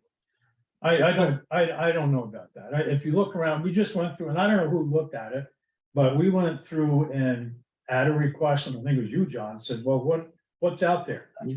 And we walked through A lot of the 40, town. 45 buildings or something like that. And there's a wide variety of buildings with great success out there, so. Yeah. You know, Garfield Street. I think we're concerned about that. And I think we want to work it in such a way that people don't do that kind of stuff. Well, how do we do that? Then we can't just ask them. Well- politely. So is it all structures that we're talking about? Because that's the other $1 million question. So if I wanted to build a garage behind my home that isn't consistent with this, but nobody lives in it. I don't care if it, but so if I It's not want a dwelling, it's not a good parallel example because it's not a dwelling, Chris. Well, it can happen. Dwelling is an impactful thing. But- Dwelling is a No. dwelling and you define specifically in the statutes because it's an impactful thing. But It's not the just a building, complaint it's a has been dwelling. what the, John, the What it complaint has looks like. been what the structure looks like from the outside. So you can't say what they're doing inside makes any difference when everybody's complaining about what it looks like from the outside. But a garage deserves lower standard of review. So, When it okay, comes to a so, dwelling, okay, there's a so higher. John, let me finish my thoughts. So I build a metal garage behind my building, next to my house tomorrow. A year from now, I come in that same building and ask to convert the top story into an ADU. I've already built a metal garage, but the design features don't match my house. So this is an unobtainable on pre-existing structures. And in new construction, we've already said that if we add to it, that is new construction, so that would fall. I think we need to think larger and find a way to get our ADUs that we want, not to be too burdensome, but to have, we're talking about the next 100 years in the village, and do we want to have some? We are uniquely placed to have a little. So I guess again, let's move on. Do we want to keep item E? Or do we want to bag it? I think strike the whole thing. Keep it. I'd like to replace it. I think it should be stricken. So who wants to get rid of it? Go through. I'm gonna stop sharing it just for now so you can see people. Thanks. Thumbs up to get rid of it. Well, let's have can we have a Now, vote 1, on 2, stuff 3, like that? 4, 5, so, okay, we'll delete E. You I'd guys, like to make a motion. I would like to make a motion that we replace E with better language. What's your better language? I don't know. No, Come on. Bring it back to the next meeting. yes, I vote for giving us a chance to improve that sentence. I do too. So what I would So you want it- recommend. so I'm making a motion to come up with some new language for E. So can Maybe you we do can- that? Can you do that then? For next meeting, For can you next do meeting. that? Okay, So you're not making a motion, you're making a recommendation. I would make it a motion if there wasn't a consensus. let's do this friendly. If you want to come up with a sentence that we can review next meeting, I'll do that. okay. Thank you. Okay, so I think we're through ADUs. No, or not. Well, we're through ADUs for right now. Yeah. Let's see, Let's take a time, it's 8:34.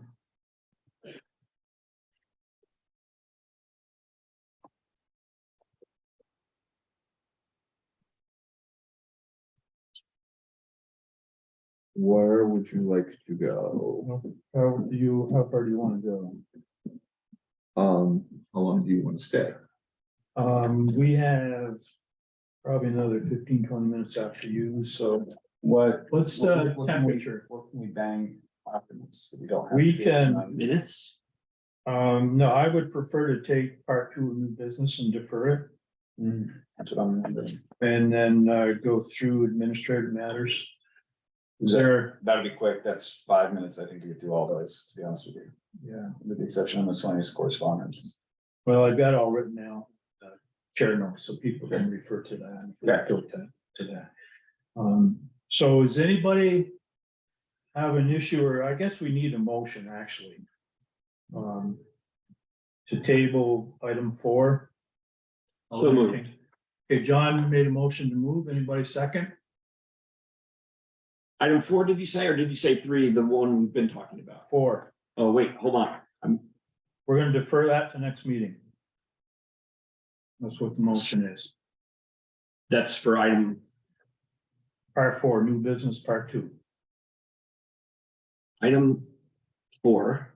Yep. I see new business part 2 discussion, design review standards and town plan actions. Does that include the ADU conversation we've just been having? No, Okay, then I've made a motion about something I don't understand. I'm sorry. you wanna? I will make a motion to defer item 4, A and B, new business part 2 to next meeting. Melissa, you seconding? Okay. Any discussion? All those in favor, say aye. Aye. Anybody opposed? Any abstentions?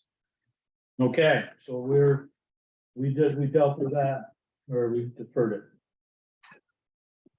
So let's go on for another. Let's see if we can go to your next topic, I guess. Last to the next. Okay. So Chris, can you pull up your basically high density residential district zoning standards? They sent out or was. You were able to get zoning districts.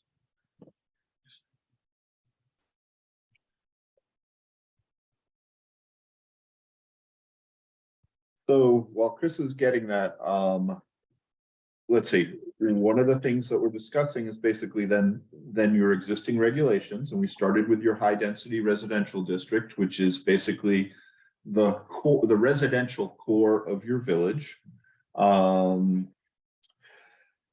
And what I wanted to look at, or what we did a study of, was do your dimensional standards. So your lot frontage, your lot depth, your lot coverage, your front yard setbacks, your side yard setbacks, your building heights, do they basically generally reflect what exists out there? Or is there an opportunity to right size your zoning to your existing village?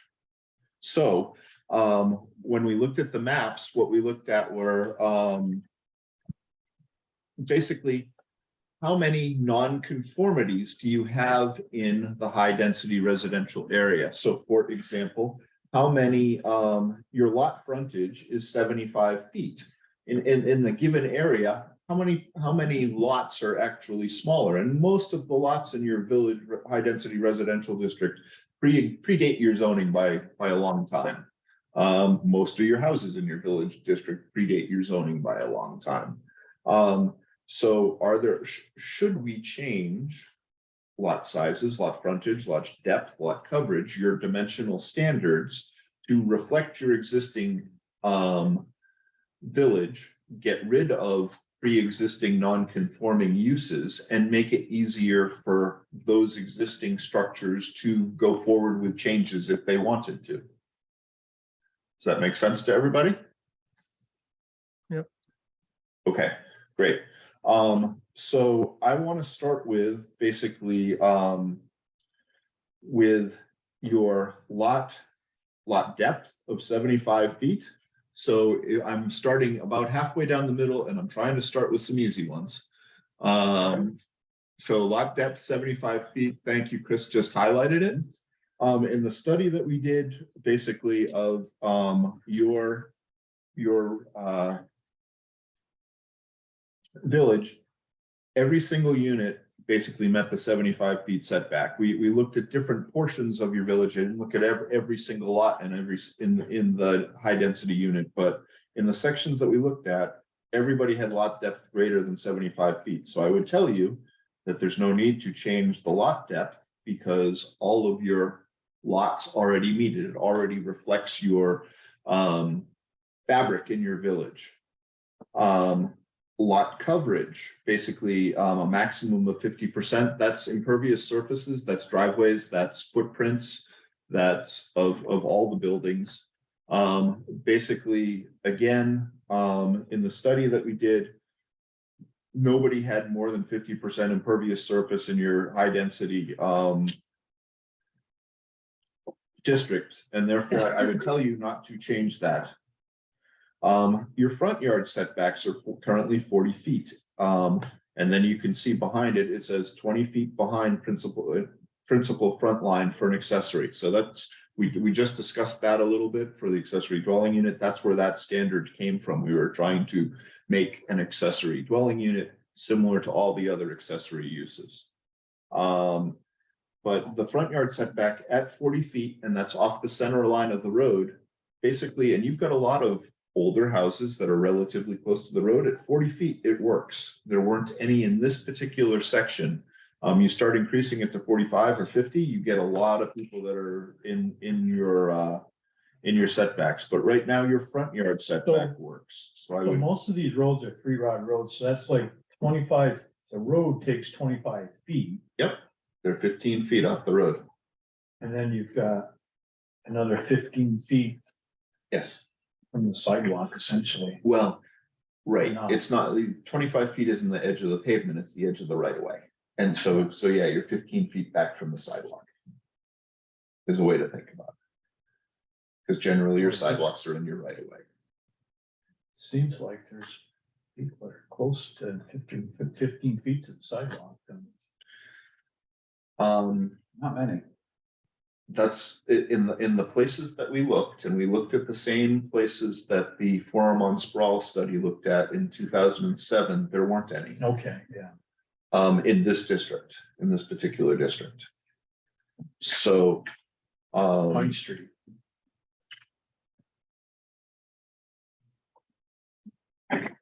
But hey, so anyway, so I'm not recommending you change that. If you know of another place in your village that wasn't one of the 4 blocks in the Forum on Sprawl, and that's a problem, I can relook at that. But the ones that we looked at, it didn't create an issue for any particular lot. So therefore, I would say don't change it. It reflects the fabric of your existing village.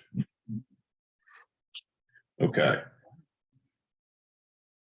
You still call it Lucia's, but so that's, I thought that's what you're talking. So that section of Pine from Munsell Avenue to Liberty Street. The argument is, for whatever reason, and nobody can give me a definitive, but that's a 2-rod road.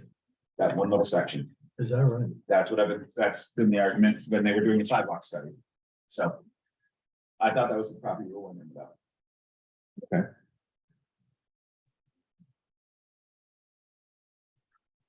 And then if they did want to do something, they'd have to go through the waiver process. Waiver or they just would have to meet that standard going forward. So they could add to their house as long as it was Behind that 40 foot. But they'd have to go through the waiver process. Yeah. And So I don't want to deliberate. No. There's a process. Side yard and rear yard setbacks. So you can see you've got 2 different standards, 15 feet for principal dwellings, 10 feet for accessories, all type of accessory uses to residential property. The 15 feet works. I would, Well, that depends on if the houses are really built where they said they were built. well, we went and did a GIS study. So we basically, and granted, it's not survey level, but it's based on your tax maps and where the lot lines are on the tax maps. So Most houses are gonna follow that. There's a few that are tight. I mean, I look at like Fred Bazer's house is definitely not 15 feet off the property. Him and the driveway is right between his and Adrian's house, and they're in 30 feet between those 2 houses. So there are the exceptions, but for the most part, you are correct. Most everything out there fits that. But the 10 foot on the accessory building is problematic. On a lot of garages. If my garage is 2 feet off the property line, Oh, there's a lot of them. there are a lot. The other side of that coin is the accessory dwelling unit and clearly subordinate. So I did not necessarily make a change to that 10 because there are different types of we could make. It opens a big can of worms. How so? Well, I mean, There are a lot of existing garages, there are a lot of existing structures, sheds, other accessory structures that are already very close to the property line.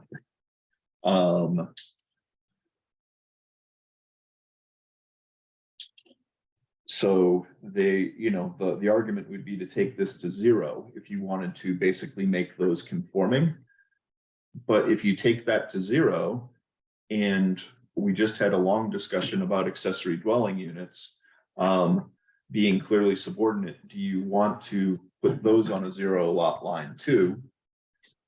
Right, accessory structures, put them all on the same footing. I'd like to keep it as simple as I can and not necessarily, and keep accessories, keep the setbacks for accessory uses the same regardless of what the accessory use is. So I guess I would say, given the arguments you were just making, you don't want an accessory dwelling right on the lot line. There might be some circumstances where it's acceptable, but I would hate to just automatically say every circumstance is acceptable. If Kevin wanted to put, 2 foot off the property line, maybe it matters to his neighbor, maybe it doesn't, but we ought to find out. So If it does, maybe there's a way to work it out between you guys. all these buildings are horsepower.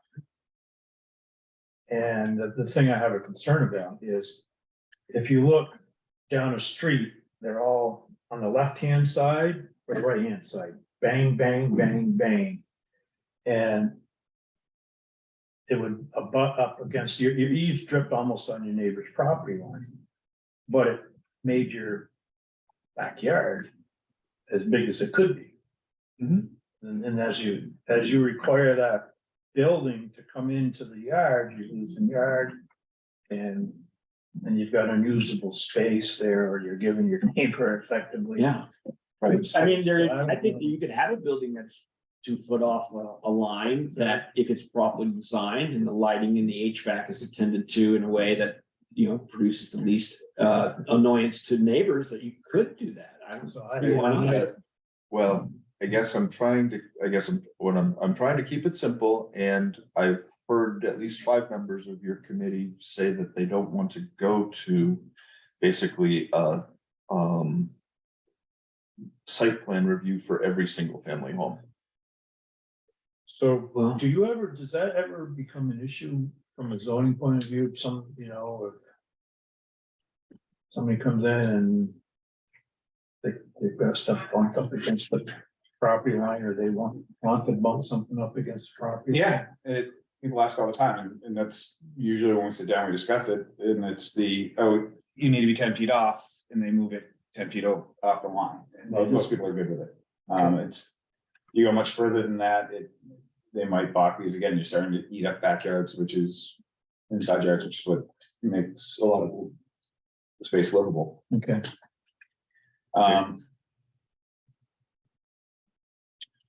So I would tell you lot depth, lot coverage, front yard setback, side yard setback, at least for the principal structures, are all your zoning regulations are good, and you shouldn't. I would recommend that you do not make any changes. So I guess I'd like to move on to lot frontage, which is 75 feet. About 15% of your structures in your neighbor high density residential district have less than that. So there are, in the few blocks that we studied, there were several that had 60 foot. They were all greater than 60 feet. Right.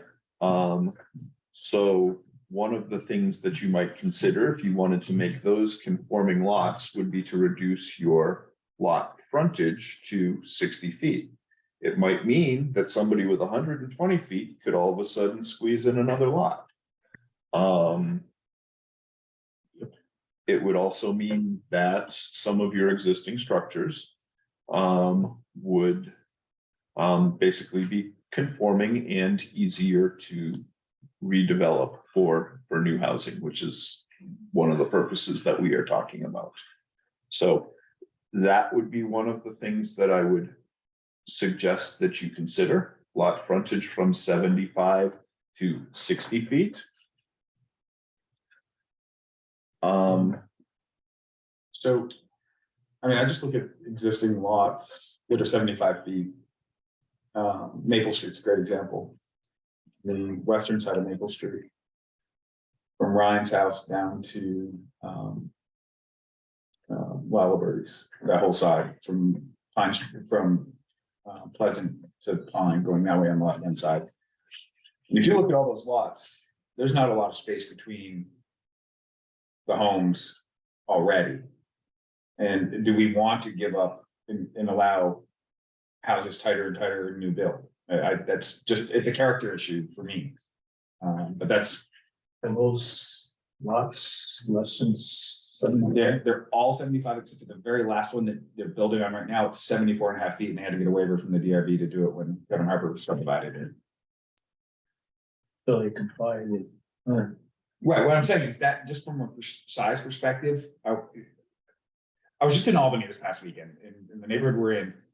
Those houses are in their old houses, but they're bang, bang, bang, bang, bang, bang. And I don't think that's what we want to achieve here by lessening that, because that is what you could build, creating new construction. Well, we won't let you have a say if we don't regulate that, do we? People might put them bang, bang, bang, bang, bang, if they choose.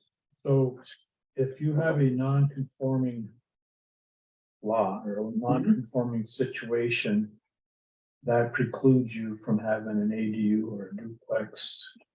Not necessarily, it just means you go through a waiver process to do it. You have to go through the DRB. And important to note, one of the reasons for that waiver process is so your neighbors can come in and hear about what you're gonna do, see if they can live with it, maybe ask you to make some adjustments and make it a little more better for them.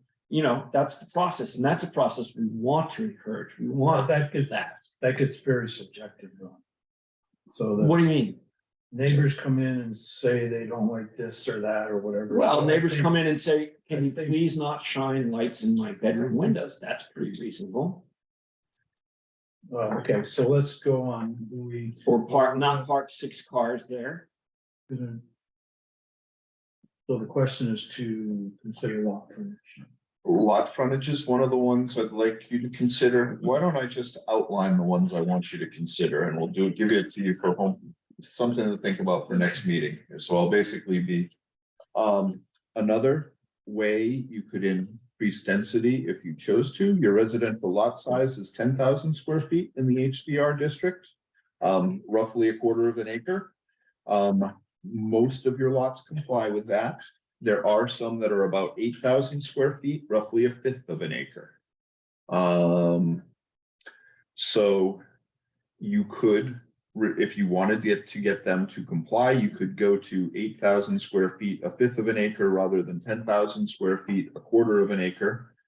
Again, it would offer an opportunity for more density if you chose to do that. Somebody else might be able to, you know, if they had 20,000 square feet, or if they had 16,000 square feet, they could theoretically develop another lot. It provides for more residential density in your village. Still need to overcome the septic hurdles.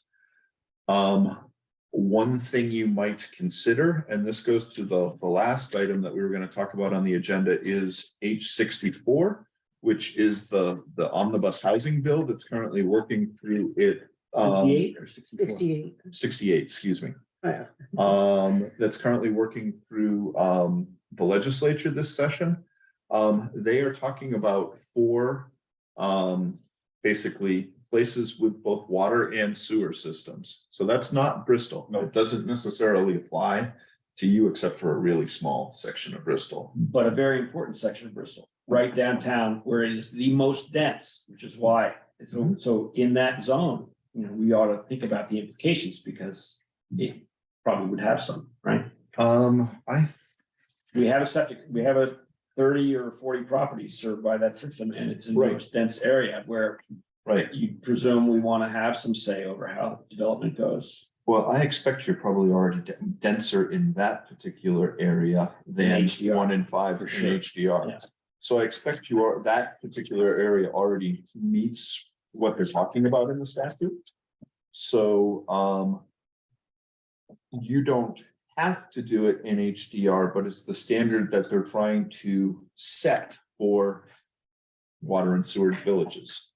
So it's something for you to know, but it's not something that's going to be imposed on you, even if it passes, unless they substantially change the legislation, but in its current form, it won't. Right.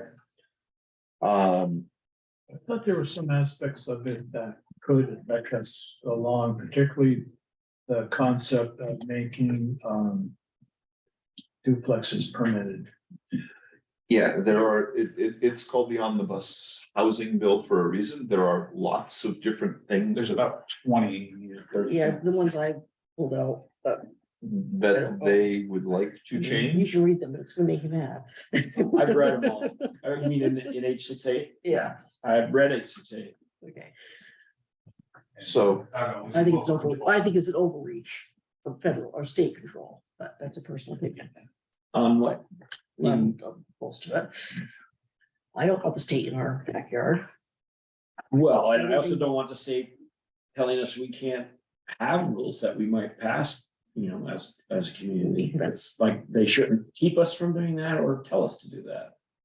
okay, so, the other thing, and that was just basically context or background. But that's another thing that if you want to, increase your density, residential lot size is something that you could do. And if you wanted to do it so that every or nearly all of your lots conformed, 8,000 feet might be a standard that you would consider. Let's see, moving on to residential density for single family homes, you have 4 dwelling units per acre. Again, the state statute we just talked about is basically looking to go to 5. The other things that you could do with your dwelling units per acre, if you wanted to promote duplexes or multifamily housing, would be to have duplexes and or multifamily housing have the same number of structures. So dwelling units, you could have 4 structures, but if for a duplex, for example, you could allow 6 or you could allow 8 units. So unit is a living unit, structure is a building. So you could basically make your density so that duplexes had the same. You could build a duplex on the same size lot as you could as a single family residence, or some type of multifamily, and you all could set that density. Heinsberg is an example of a place that has a tiered density strategy. So you could look at Heinsberg's regs for that. Not a lot of other places do, at least in Addison County, Middlebury, Virginia, for example, do not.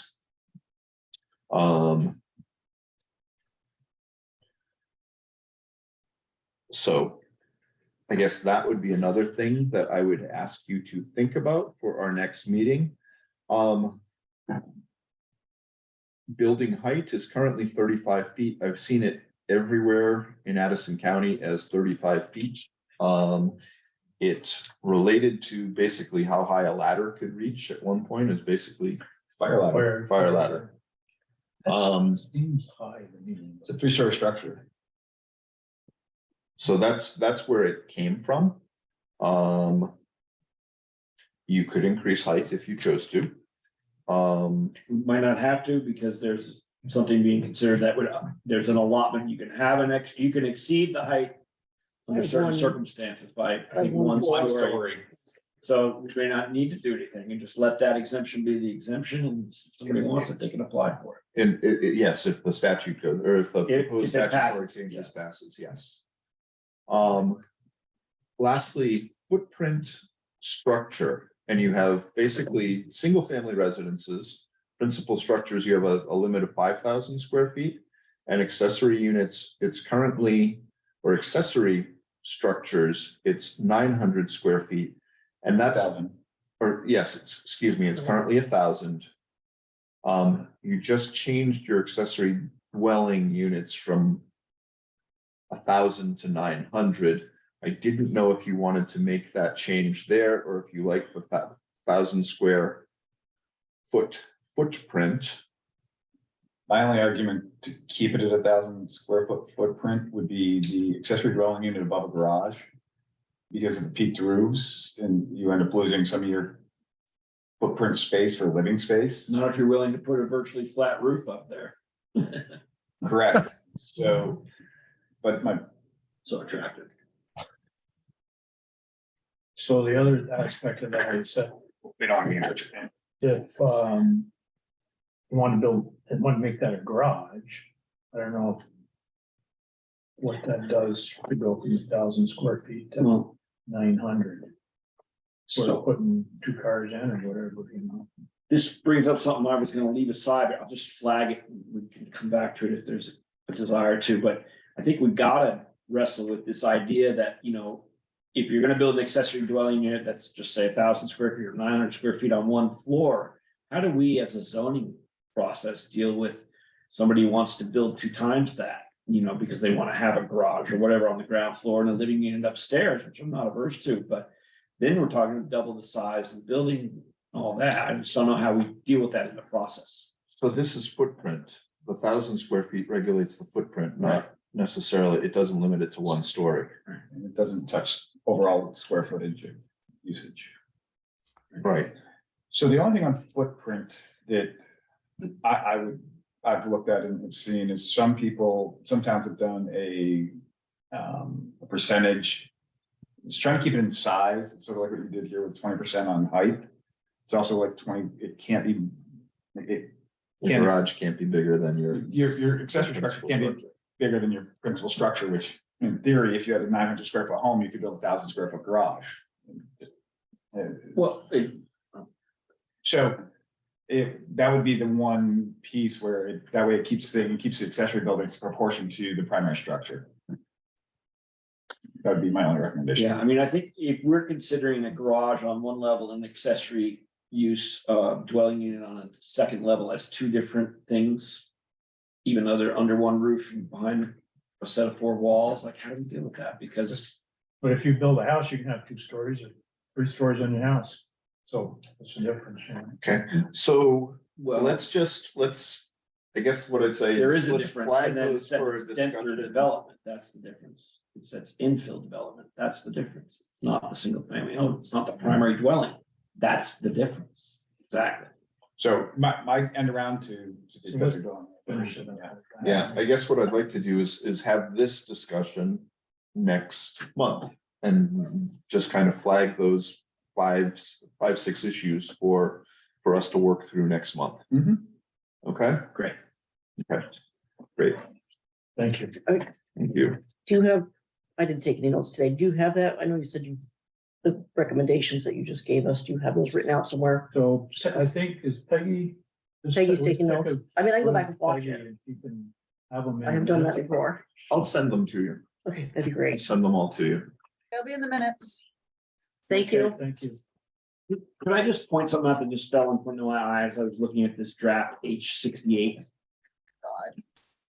Under, and it's not the law yet, but it says under the statement of purpose of the bill as introduced, this bill proposes to do the following. And then if you go down to line 15, it says hold accessory dwelling units to the same or similar standards of review established by the municipality for a single family dwelling.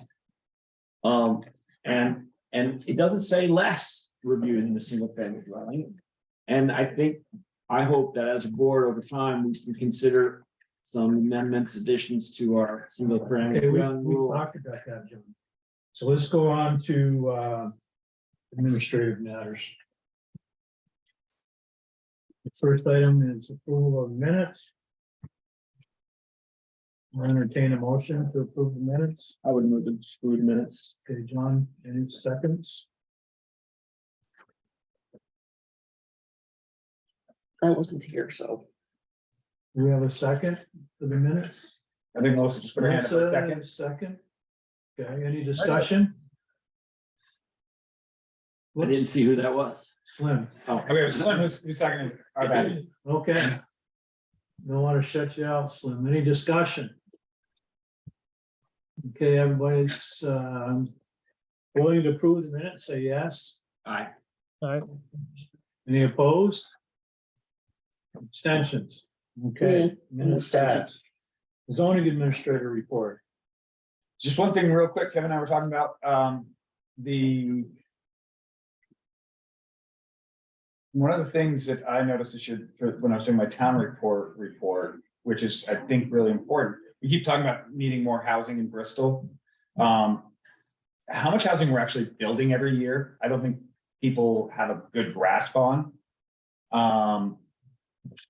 We, last year, there were 22 new units built.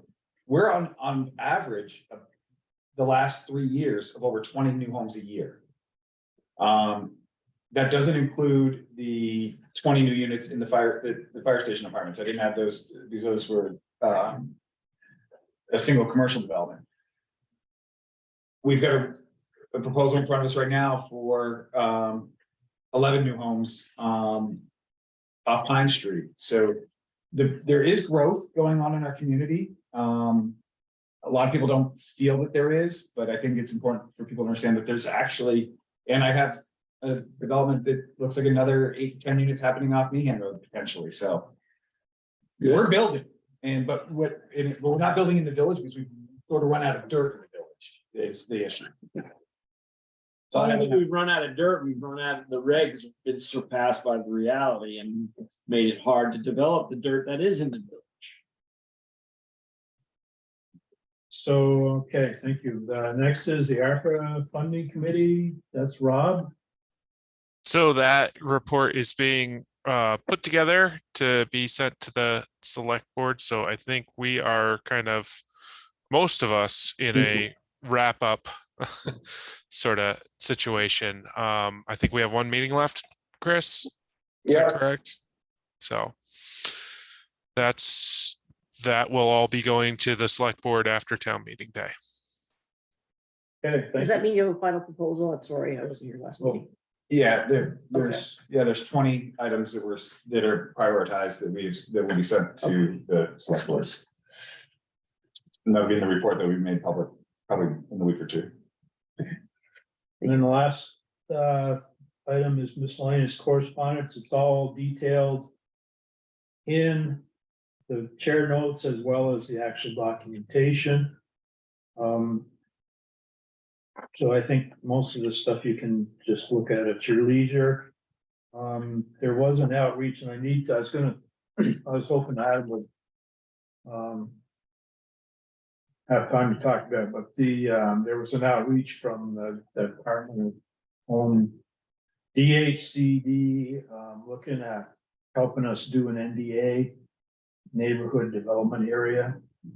And we've talked about that a little bit, but we need to understand what the benefits are there, and particularly with this H68 coming down the road, it may or may not be a good thing to do. Katie Rakoff-Meyer sent along an article, I haven't written it yet, about zoning changes and road zoning strategies. That probably would be good information as well.